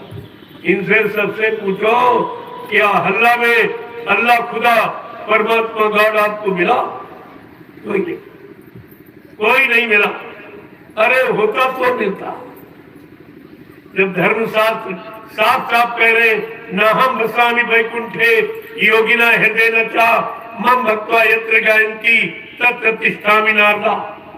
भगवान कह रहे हे नारद, मैं यहाँ कहीं नहीं रहता जहाँ तुम हमको खोज रहे, ढूंढ रहे। न मैं पानी में, न पत्थर में, न तीरथ में, न मूरत में। मैं तो तुम्हारे सब पे इसी जिस्मानी मस्जिद, इसी मनुष्य रूपी मंदिर में आत्मा रूप से और रूह के रूप में तुम्हारे सब के अंदर बैठा हूं। अब रूह के जानकार उन फकीरों की तलाश कर जिन्होंने अपनी रूह को जगाया और खुदा का दीदार किया। उनसे मिलो, वो तुम्हारी रूह को जगाएंगे और खुदा से मिलाएंगे। लेकिन तुम्हारे चिल्लाने से कुछ होने वाला, तुम्हारे अल्लाह बताने से अल्लाह नहीं मिलेगा। क्योंकि जवान से चिल्ला रहे हो ना, और जवान को गंदा कर दिया। इतने पशु पक्षियों का मुर्दा मांस खाया, जवान को गंदा। इतने बुद्धि नशे नशे शराब गांजा भांग अफीम आपने पी, निंदा आलोचना बुराई इसी जवान से आपने किया। गाली गलौज भद्दे अश्लील शब्दों का प्रयोग इसी जवान से किया। अब ये जवान गंदी हो गई, इससे यानी इबादत कबूल नहीं होगी, इससे प्रार्थना तुम्हारी स्वीकार नहीं। ये सब के लिए समझे, किसी एक के लिए नहीं। क्या गंदगी होती तो आप यहाँ बैठते? अगर यहाँ गंदगी पड़ी होती आप बैठते? जब तुम नहीं गंदगी बैठते हो तो खुदा परमात्मा गंदगी बैठ जाएगा, तुम्हारे बुलाने से आ जाएगा। इतना भी आप नहीं यानी मतलब समझ पाए कि हम ये कर क्या रहे। आखिरकार खुदा बोल क्यों नहीं रहा? क्या कमी हो गई, क्या त्रुटि हो गई, क्या गुनाह हो गया, क्या पाप हो गया? कम से कम फकीरों से जाके आप पूछते और बताते कि मैं 5-5 बार नमाज अदा करता हूँ, खुदा एक बार भी नहीं बोलता, कारण क्या? तो फकीर आपको बताते ये आपने नेकमासी क्या की, बद काम किए कि नेक काम किए, तो सब बता दिया। अब बद काम करके तुम लाभ पाना चाहते हो, ऐसा तो कोई नियम नहीं, कोई वसूल, कोई सिद्धांत नहीं इन लोगों का। जबकि मोहम्मद साहब ने मुसलमानों के लिए स्पष्ट कहा, है मुसलमान ईमान रहमान बारो, ये पाक साफ जिस्म खुदा की इबादत के लिए मिला। अगर तूने एक कतरा मांस का डाल दिया तो खुदा से जुदा हो जाएगा, और एक बूंद अगर शराब की डाल दी तो मजे से काफिर। क्या किसी मुसलमान ने मोहम्मद साहब की नरफात जवान मुबारक रत्नों को अपनाया है, स्वीकार किया? कुछ सब मनमानी, जरा सी जवान के स्वाद के लिए फकीरों के कलामों को तिलांजलि दी, सबको छोड़ दिया। तो भाई आपने किया है तो भोगेगा, वो तो आपको भोगना ही पड़ेगा। कौन सा ऐसा शरीर खुदा परमात्मा ने बनाया हुआ जिसमें उसकी रूह नहीं है, जीवात्मा नहीं बैठी? जिस शरीर से रूह जीवात्मा को निकाल दिया जाएगा, 1 सेकेंड में वो शरीर मुर्दा हो जाएगा। ये रूह जीवात्मा के कारण ही आप चलता फिरता उठता बैठता ये आप देख रहे। और तुमने खुदा के बनाए जो रूह के लिए खुदा ने मकान बनाया ये शरीर, और तुमने रूह के मकानों को कितने को बर्बाद किया। तो क्या खुदा तुमसे खुश हो? ये नाराजगी का पहला कारण कि तुमने किसी शरीर को बनाया नहीं। तो तुमने बनाया नहीं तो बिगाड़ने का अधिकार किसने दिया? तुमने तो बनाया नहीं। इसी इंसान विज्ञान का बनाया कोई शरीर, ये सब खुदा परमात्मा की रचना है, ये उसकी सृष्टि है, उसका जलसा और तमाशा है, जिसमें उसने जितने शरीर बनाए और सब में अपनी रूह पैदा बैठा ली, जीवात्मा रूह को सब में बैठा ली। और तुम उसी शरीर को काट रहे हो जिसमें खुदा की रूह बैठी। इतना भी ज्ञान नहीं है, क्योंकि आप फकीरों के कदमों में तो गए नहीं हो। कदम पोसी की नहीं, अपने गुनाहों की माफी आपने मांगी नहीं कभी, तो तुम्हें ज्ञान कहां से? अरे फकीरों की तालीम इसको अगर लेते तो अब तक तुम कहां से कहां पहुंचे, कितने को खुदा का दीदार हो जाता, कितने खुदा के दरबार में पहुंच जाते, हाजिरी देते, और यहाँ पर आकर लोगों को भी सही सच्चे रास्ते की जानकारी और सच्चे मानो के खान पान की जानकारी दी।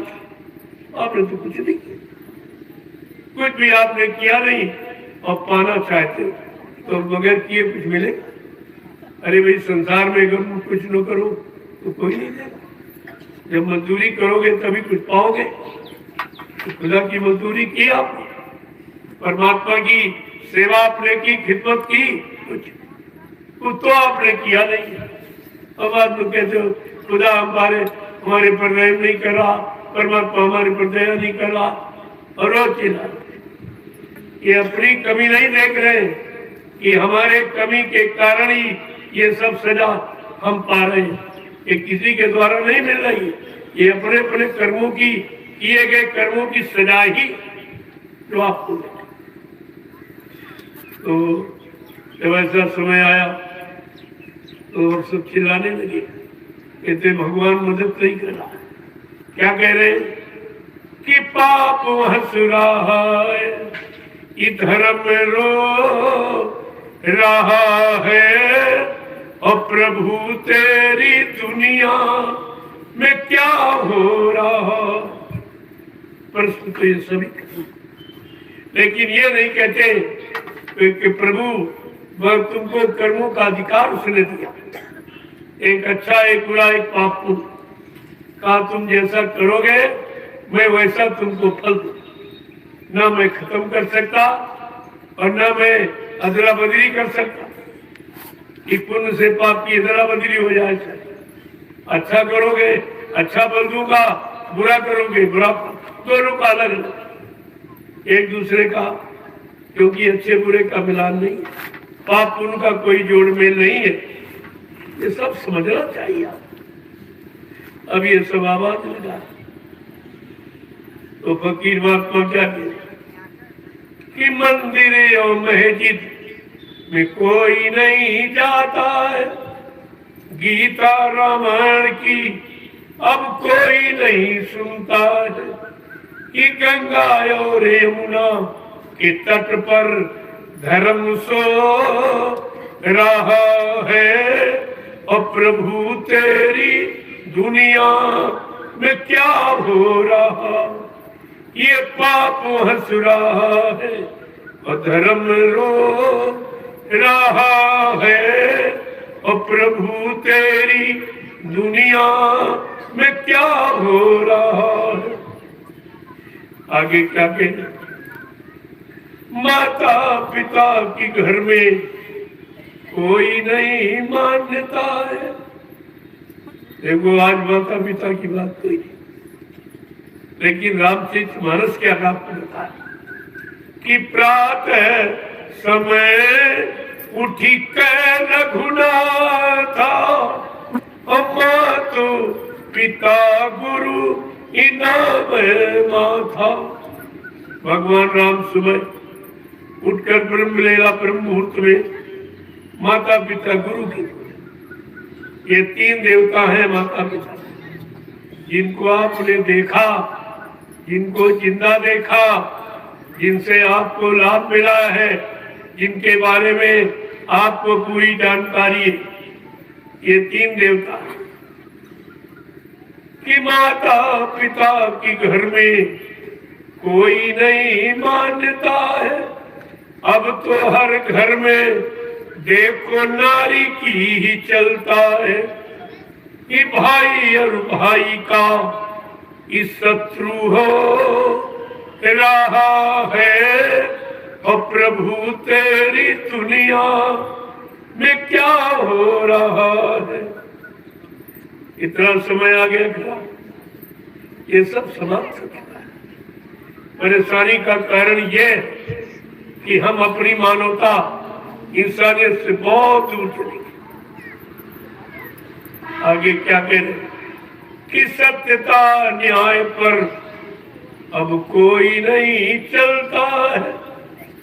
लेकिन रामचरितमानस क्या आपको सलाह दे रही कि शिव दधीच हरिचंद्र नरेशा और सात हेतु से कठिन कलेसा अधर्म न दूसरी इस साथ समाना अवागम निगम पुराण बखाना। कहते सत्य के समान दूसरा धर्म। लेकिन आज कलयुग में क्या, झूठे लेना झूठे देना, झूठे भोजे झूठ, कहा झूठ की राजनीति खड़ी कर। ये कितने दिन चलेगी, ये किसको क्या दे सकेगी? ये सब विचार आपको करना चाहिए कि सत्यता न्याय पर अब कोई नहीं चलता है। छोटी छोटी बातों में नरगंगा कसम खाता है। एक की कौड़ी पर ईमान खो रहा है। और प्रभु तेरी दुनिया में क्या हो रहा है? ये पाप हंस रहा है और धर्म रो रहा है। और प्रभु तेरी दुनिया में क्या हो रहा है? प्रेमियों, ये स्थिति आज मानव समाज, परिवारों की, देश की ये आज हमारा आपका पारिवारिक जीवन, सामाजिक जीवन, व्यवहारिक जीवन कष्टों में क्यों है?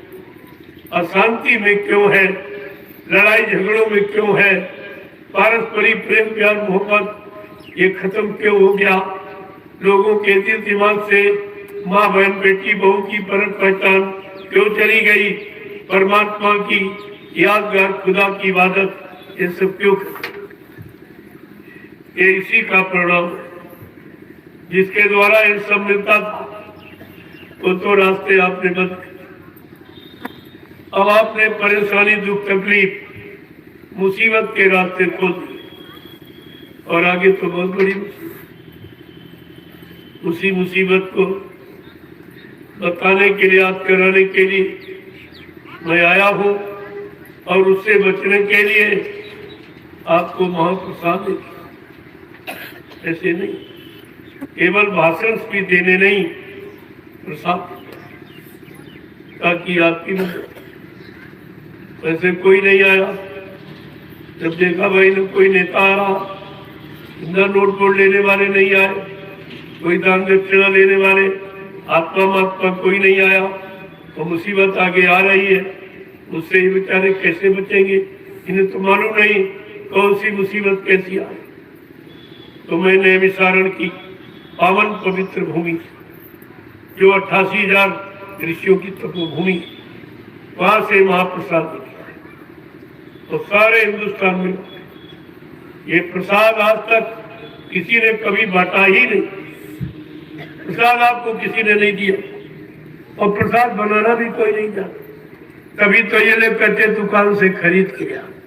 अरे प्रसाद खरीदा नहीं जाता, प्रसाद बनाया जाता है। पेड़ा बता से खरीदे जाते, प्रसाद बनाया। बनाने की क्षमता आज किसी में कोई नहीं, चाहे कोई ज्ञानी ज्ञानी विज्ञानी हो, चाहे कोई धर्म। प्रसाद बनाने की युक्ति खत्म, क्योंकि इन्होंने कोई भक्ति नहीं की।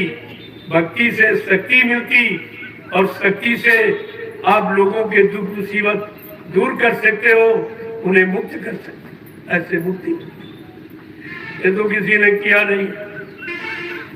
तो प्रसाद बनाता कौन, समझ लो जरा, तो आपकी शंका निकल जाए। जिसने अपने सदगुरु को खुश कर दिया, उनके हुक्म आदेश का पालन करके, उनके वचनों पर चलकर अपने आप को कुर्बान कर दिया, वो भक्ति अपने गुरु की दया और दुआ को किसी वस्तु में प्रवेश करके जीवों को लाभ दे सकता है। ये काम उसका है, ये काम सच्ची में कोई नहीं कर सकता। और इसीलिए आपने कभी सुना भी नहीं होगा इस तरीके कोई गलियों में दुकान लगा के प्रसाद दे रहा, दरवाजे दरवाजे, सड़कों, शहरों, गाँव, ये सब जगह आवाज लगाकर प्रसाद ले लीजिए, कोई देने नहीं आएगा, कभी दिया नहीं, ले। अब ये मुसलमान बेचारा इतना महंगा प्रसाद भी नहीं, ऐसा इसको भड़का दिया गया, ये प्रसाद भी नहीं ले रहा। इसकी तो वही हालत है, सुधा वृष्टि भाई दो दलमाही जिए बहल को निश्चर नहीं, इनका तो वो है। अमृत की वर्षा रो, ये मुंह फेर, ये मुंह फेर, ये तो विनाश की स्थिति है ही। इन्होंने तो कितनों को विनाश किया। जब तक कब्रिस्तान में नहीं पहुंच जाएंगे, खुदा परमात्मा की बनाए हजारों जीवों को मार के खा जाएंगे। ये तो अपराध हो गया। अरे मैं आपसे ये पूछता हूँ कि मुर्दा कोई घर में रखता है? चाहे तुम्हारे घर का हो, कोई घर में अगर मर रहा है, चाहे हिंदू घर में चाहे मुसलमान घर में, मुसलमान ले जाता कब्रिस्तान में, गड्ढा खोद के दफना देता, और हिंदू नदी किनारे ले जाता, लकड़ियों पर रख के जला देता, और कहते दोनों कि मुर्दा घर में रखना ठीक है। चलो तुम्हारी बात ठीक है, बड़ा अच्छा आपने सोचा कि घर का मुर्दा घर में नहीं रहेगा और बाजार वाला मुर्दा रसोई घर में रहेगा। ये कौन सी बुद्धि, कौन सा ज्ञान, कौन सा धर्म जैव है जो आप, कौन सी कुरान शरीफ या बाइबिल और हदीस या गीता रामायण कुरान, ये कौन सा शिक्षा आपको दिया? ये गंदगी घर में नहीं रखते हो गंदगी, और इसमें ये पेट को कब्रिस्तान बना दिया, तरह तरह की गंदगी। और इसी पेट में, इसी शरीर में खुदा की रूह बैठी, परमात्मा की जीवात्मा बैठी, और उसी में तुम ये गंदगी फैला रहे हो। तो ये बताओ खुदा खुश होगा कि नाराज? इतनी छोटी बात अभी तक समझ में नहीं है कि घर का मुर्दा घर में नहीं रहेगा और बाजार वाला रसोई घर में रहेगा, जहाँ भगवान का भोग लगाते हैं। ये ज्ञान आपका, ये बुद्धि आपकी। जरा विचार करो, तुमने अभी तक सीखा कौन सा अच्छा काम आपने सीखा जो तुम्हारे भले का, तुम्हारे कल्याण का, तुम्हारे बचने बचाने का? कोई का। आज जो समय आ गया, उसी कर्म की सजा ये मिलने जा रही है जो कुदरत बौखला देगी। ये महात्मा भी तो तुम्हारे पर बरदस्त रखे, तो कुदरत नंगा नाच नहीं कर पा रही। अगर वो हाथ हटा लेंगे ये नंगा नाच करेंगे, तो कुदरत के नंगे नाच से आप बच गए। गाँव के गाँव, शहर के शहर, मुल्क के मुल्क साफ हो जाए। इतने मकान खाली रहेंगे, कोई रहने वाला दिखाई। आज आप एक एक इंच जमीन पे झगड़ा करते, क्योंकि तुमको अपना आगे वाला भविष्य नहीं मालूम कि होने क्या जा रहा है। तुम्हारे कर्मों की सजा कितनी बड़ी तैयार है, जिससे तुम बच नहीं सकोगे। और आज आपको बचाने के लिए शाकाहारी बनने की प्रार्थना तुमको करनी चाहिए, लेकिन महात्मा प्रार्थना आपसे कि हमारी प्रार्थना स्वीकार कर लो। अपने बचने के लिए, अपने परिवार बाल बच्चों को बचाने के लिए आप शाकाहारी, अगर शाकाहारी बनने में ही आपका बचाव हो जाए, इससे सस्ता हो क्या? और ये भी नहीं कर सके तो तुम जानो, तुम्हारा काम जाने। अर्जी हमारी, मर्जी आप, मानो न मानो, एक खुशी आपकी। हम मुसाफिर हैं, अभी अपने घर जाएंगे, हम कोई मनवाने थोड़ी आपसे आए, हम तो याद कराने आए जो आपने किया। अभी वक्त है, गुनाहों से तू तौबा कर ले, फिर न कहना हमने सुना था पैगाम नहीं। अभी आपके लिए वक्त, अवसर, ये मौका दिया जा, और नहीं मानोगे तो कुदरत तो मनाना सबको जाना, वो तो मना ही लगी। लेकिन कुदरत का मनाना अच्छा है, वो तो विनाश का काम करती, वो तो कुछ रखती नहीं है। अभी आपने देखा कोरोना काल में एक छोटा सा टुकड़ा कुदरत ने पेश किया, इस दुनिया से करोड़ों चले, करोड़ों एक झटके में, और कोई इलाज और कोई पता नहीं लगा। ये कुदरत की नाराजगी केवल संत महापुरुष जानते हैं, वो उसको मना सकते हैं, लेकिन तुम तो कहना मानो तब तो मनाएंगे। तो आप कहना नहीं मानोगे, सुनोगे नहीं, समझोगे नहीं, करोगे नहीं, तो फिर उनके मनाने का मतलब क्या? जय गुरुदेव, जय गुरुदेव, जय गुरुदेव। नाम किसका? प्रभु का। जय गुरुदेव। नाम किसका? प्रभु का। प्रभु का प्यारा नाम। जय गुरुदेव। प्रेमियों, अब आप लोग खड़े हो जाओ, खड़े हो जाओ आप लोग। देखो, हमारा खड़े होने का मतलब कुछ और। खड़े तो आप रोज ही होते हो, बैठते भी रोज, लेकिन हमारा मतलब अब ये परिवर्तन का वक्त है। अब अच्छे, नेक, भले, ईमानदारी, चरित्रवान काम करने के लिए खड़े। अब समय है, बैठ खड़े हो जाइए तो आपका भी समय से नाम मिले, और बैठो तो भजन पूजन बेकार मत करो। ये शरीर बड़ा कीमती और बार बार आपको मिलेगा। जो कुछ लोग सोचते होंगे अभी मिल गया फिर मिल जाएगा, ऐसा नहीं। गोस्वामी महाराज ने पहले इशारा करके बता दिया कि कबहू ककारी करुणा नरी देही और देतई से बिन है तू स्नेही।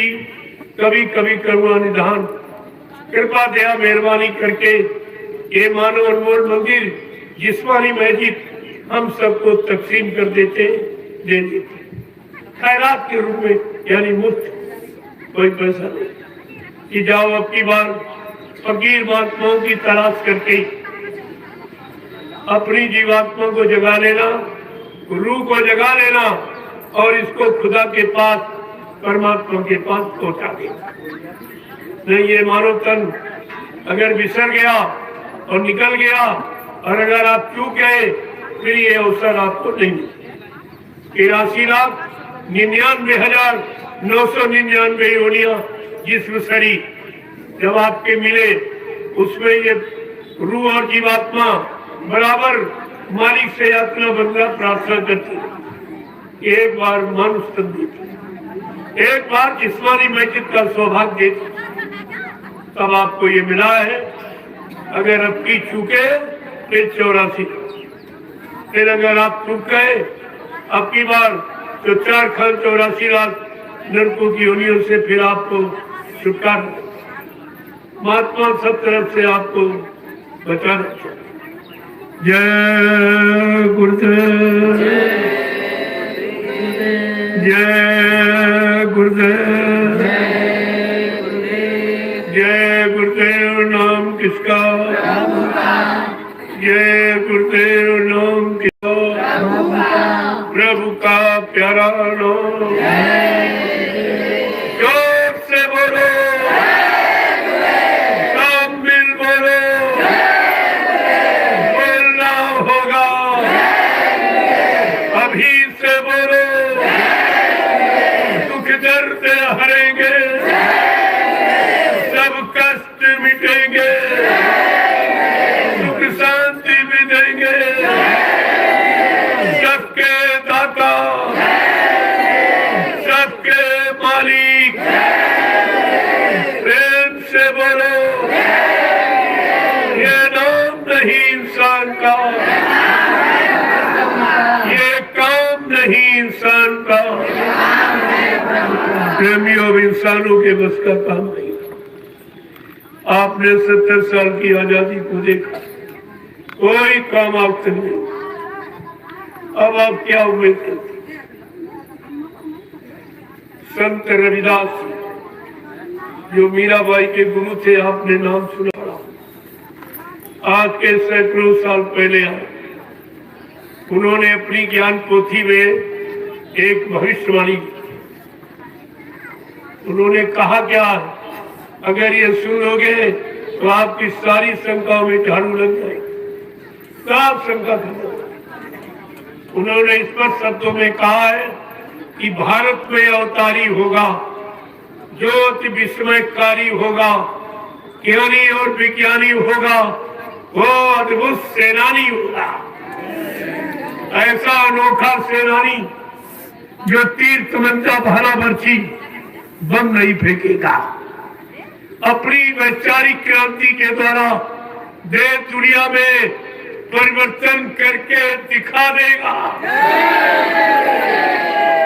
आगे रघुनाथ जी क्या कह रहे हैं? वो ऐसा यानी अद्वितीय विलक्षण महापुरुष होगा, एक अनोखी लीला करेगा जो सृष्टि में किसी ने कर ही नहीं पाई। क्या करेगा? जीते जी कई बार मरेगा, जीते जी कई बार मरेगा और छंदम भेष में वो विचरेगा। देश बचाने के लिए होगा एक आवाहन, युग परिवर्तन के लिए चले प्रबल तूफान, तीनों ओर से होगा हमला। देश के अंदर द्रोही घपला, सभी तरफ कोहराम मचेगा, कैसे हिंदुस्तान बचेगा? ये हिंदुस्तान कैसे बचेगा? जो हिंदुस्तान को बचाएगा वो समय का महापुरुष कहलाएगा, जो विश्व युद्ध को रोक देगा वो समय का महापुरुष कहलाएगा। विश्व युद्ध में जो अणुबम परमाणु बम प्रयोग किए जाएंगे, इतनी जहरीली कैसे जो एक देश को बर्बाद करने की क्षमता रखता है, एक अणुबम परमाणु बम। लेकिन जब वो विषैली गैसें फैलेंगी तो वो महापुरुष उल्टी हवा चला के वो विषैली गैसें उसी देश की तरफ भेज देगा, भारत को सुरक्षित बचा लेगा, वो भारत का महापुरुष कहलाएगा। प्रेमियों, ये सब परीक्षा हो गया। जो 1 करोड़ साधु महात्मा आज अपने नाम के आगे कोई संत लिख रहा, कोई सदगुरु लिख रहा, कोई भगवान सरकार महाराज लिख रहा, इनको पता चल जाएगा कि संत क्या है। संत किसे कहते हैं? जिसने सब का अंत कर दिया, काम का, क्रोध का, लोभ का, मोह का, ईर्ष्या, राग, द्वेष का, इसने सब का अंत कर दिया, उसको संत कहते। संत कोई दाढ़ी बाल लाल पीले कपड़े का नाम नहीं। ये सब आपको पता चल जाएगा कि संत किसे कहते। संत कौन है? इन मुसीबतों का, कष्टों का, बीमारी महामारियों का अंत कौन करेगा? वो संत कहलाएगा। रघुनाथ जी और भी कुछ कह रहे हैं। जिसने भारत माँ सताई, जो आज भारत माता की जय बोल रहे हैं, इस भारत पर कितना अत्याचार, अनाचार, पापाचार, भ्रष्टाचार, मांसाहार, हिंसा, हत्या सब हो रही, झूठी जय जयकार कर रही। संत रघुनाथ जी ने क्या लिखा है? जिसने भारत माँ सताई, जिसने इसकी खरी लुटाई। कौन कौन? नेता, मंत्री और अधिकारी, इनको जान बचाना होगा भारी। एक दिन ये सब मैदान छोड़ के भगेंगे, अपने अपने घरों में छिपेंगे, लेकिन वो महापुरुष क्या करेगा? ढूंढ ढूंढ कर बदला लेगा, सब हिसाब चुकता कर देगा। प्रेमियों, बचेगा कोई नहीं। आज जो ये धन कर रहे, ये जनता का धन लूट के विदेशी बैंकें भर रहे, ये एक एक पाई निकाल के लाई जाए। बाबा जी ने क्या कहा? मेरे पास योजना है, ये सब पैसा निकाल के ले आऊंगा, देश सेवा में लगाऊंगा और भारत में सतयुग दिखाई देगा। ये तुम सबको सतयुग दिखाई देगा। ऐसे थोड़ी सतयुग कोई हंसी मजाक में थोड़ी आ जाएगा। ये सब आपको समझना चाहिए। अगर बाबा जी के वचन आप याद रखते तो आज उनके विषय में आप कोई शंका नहीं, और तुम साफ शंका में चलेंगे तब देखा इतना बारी आपने नुकसान। आगे रघुनाथ जी और कुछ कह रहे हैं। क्या कह रहे हैं? यानी एक एक चीज देखिए महात्माओं की, क्योंकि उनकी दिव्य आंख खुली होती, उनकी जीवात्मा रूप की तीसरी आंख खुली होती, जिससे भूत भविष्य वर्तमान को अपनी जगह से देखते। इटली में कोराम मचेगा, लंदन सागर में डूबेगा, युद्ध तीसरा अति प्रलयंकारी जो होगा, भारी संहारी भारत होगा, विश्व विजेता भारत होगा, विश्व का नेता दुनिया का कार्यालय होगा, भारत में न्यायालय होगा। न्यायालय जो आज न्यायपालिका अमेरिका में, वो भारत, जो करेंसी इटली में छप रही प्रेमियों भारत की, ये भारत के जिम्मेदार लोगों ने करेंसी बेच दी। जो भारत में नोट छपता था अब इटली में, अब जितना नोट वो छाप लेंगे उतना तुम्हारा सोना चला जाएगा। ऐसे नोट नहीं छपते, बदले में सोना देना। जो 500,000 रुपए का नोट बंद हुआ, इतना सोना चला गया, और ये किसी ने नहीं बताया कि बंद करके इसको भारत की किस बैंक में रखा है। कम से कम भारत की जनता को बता दिया जाता, भाई तुम्हारे यहाँ से निकालकर मैंने सुरक्षित वाला बैंक में रख दिया, तो भारत जनता को तसल्ली हो जाए। लेकिन ये नहीं बताया गया। जो 500,000 का नोट छपा तो उसमें सोना गया, और फिर इन्होंने छपवाया, फिर सोना गया, यानी सोना गायब करने की नीति, ये हड़प नीति, और सब सोना था। इतिहास कह रहा कि हमारा भारत सोने की चिड़िया, आज तो कागज की भी नहीं।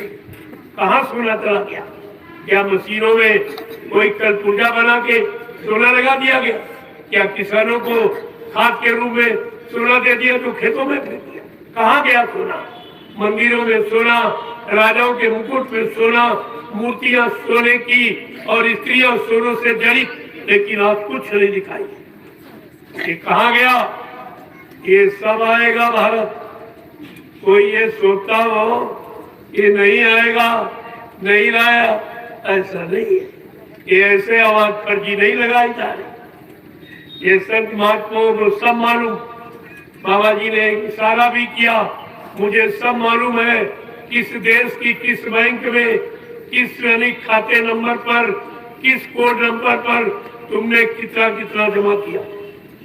तुम महात्माओं की आंख में धूल नहीं झोंक सकते, महात्माओं में धोखा नहीं कर सकते।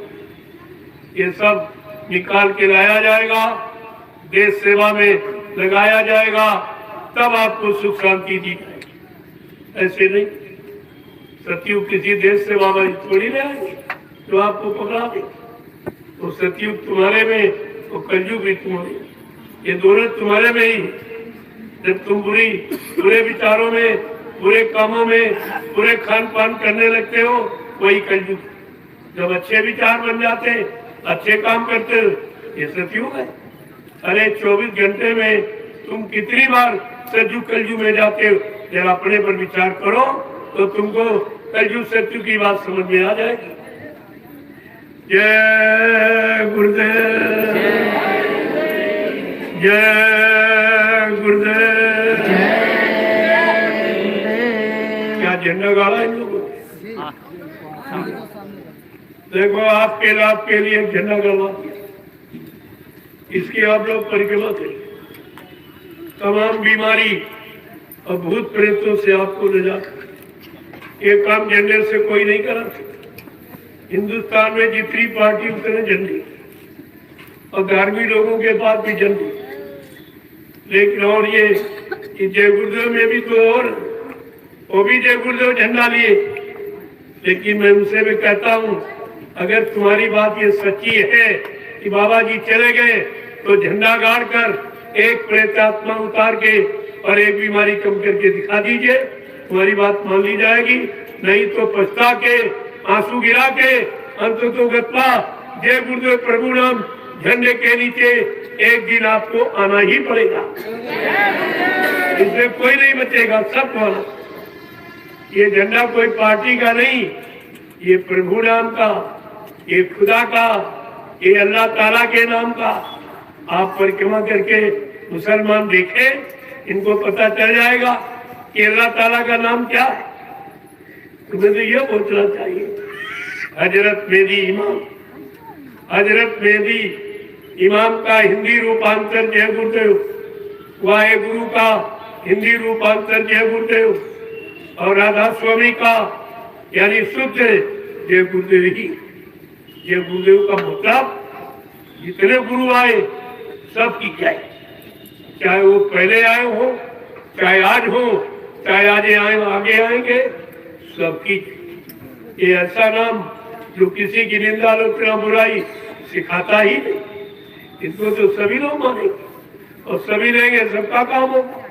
मैं तो गारंटी के साथ कह रहा हूँ, अगर आप शाकाहारी बनने का संकल्प ले लो और जाओ झंडे की परिक्रमा करो और जो आप कहोगे वो हो, लेकिन शाकाहारी बनना बगैर परहेज की दवा नहीं काम करती। ये परहेज अंडे शराब को, मांस मछली से दूर, निंदा आलोचना बुराई क्रिटिसाइज से दूर, दूसरे के धन स्त्री पति से दूर, ये परहेज है। अगर आप परहेज कर ले, मैं दावे के साथ कह रहा हूँ, हिंदू मुसलमान कोई हो, अरे दवा हिंदी उर्दू अंग्रेजी नहीं होती, दवा रोग को खत्म करने वाली है। इसलिए नाम कोई हिंदी उर्दू नहीं होता, वो तो आप अपनी जबान से लेते हो, लेकिन उसका काम, उसका लाभ सबको बराबर ही मिलता। तो आपको ये लाभ मिला, झंडे की परिक्रमा कर लो, ये प्रसाद अभी मिलेगा, इसको ले लेना, संभाल के रखना। इलायची दाना, रामदाना तो खरीदा गया, इसमें दुआ और दया शामिल है जो तुम्हारी हर मुसीबत, हर बीमारी में काम आएगी। लेकिन बस एक ही बात है कि आप साथ ये परहेज करोगे तो लाभ होगा, नहीं करो फिर कोई लाभ नहीं। फिर आप मत कहना भाई आप झूठ कह गए। जय गुरुदेव। अब आप लाइन से खड़े हो जाओ।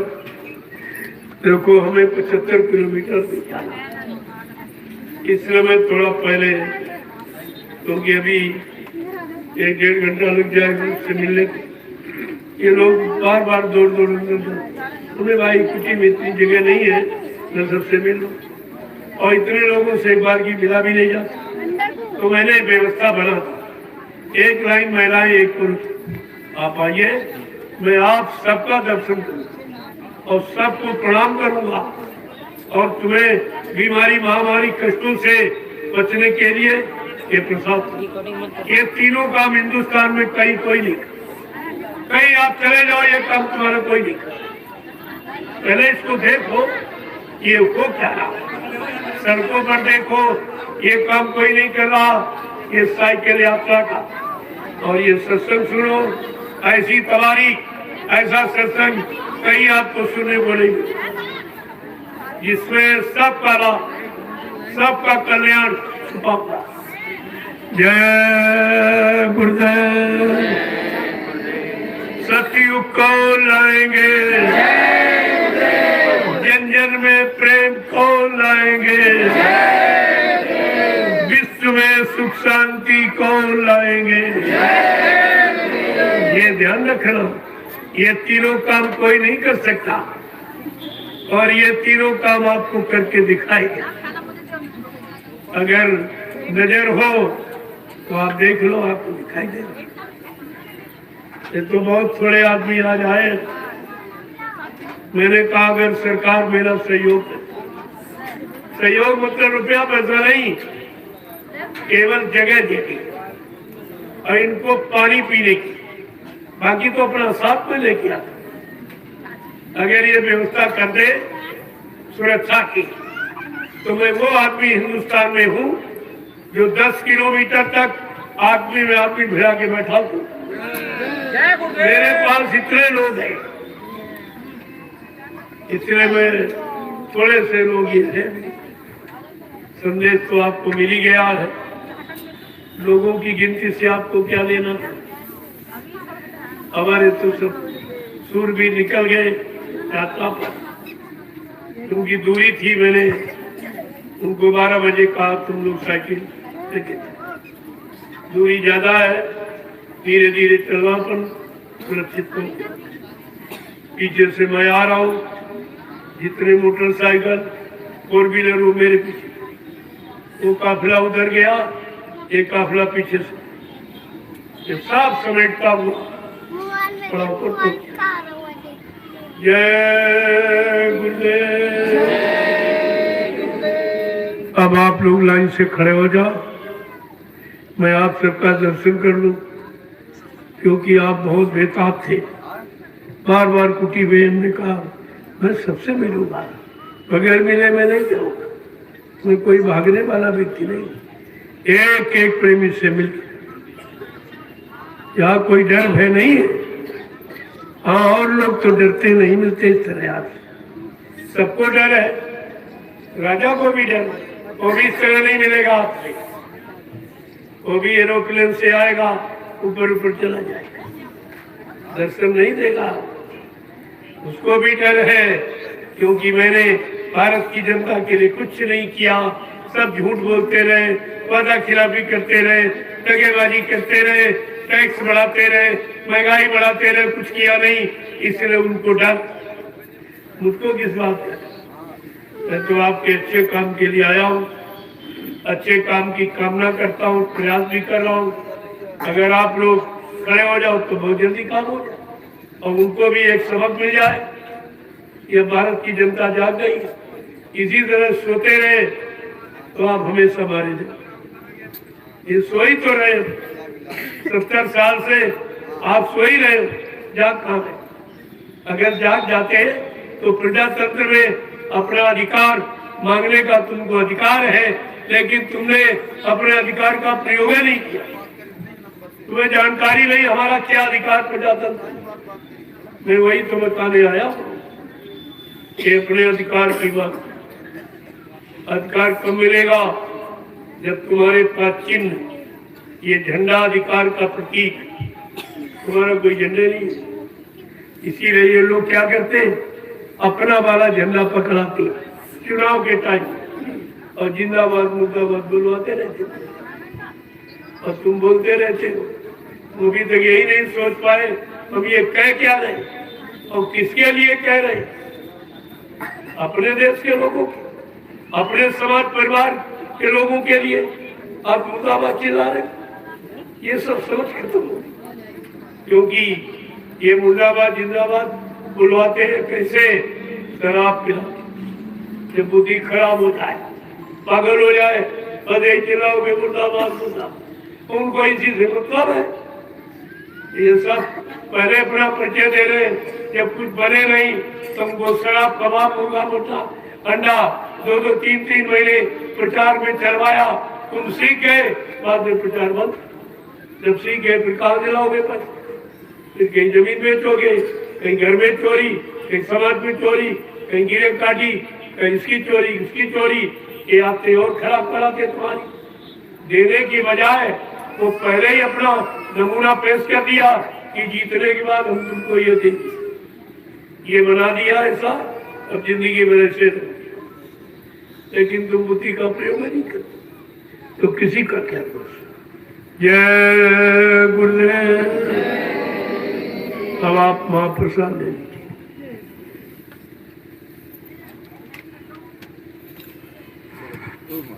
चलो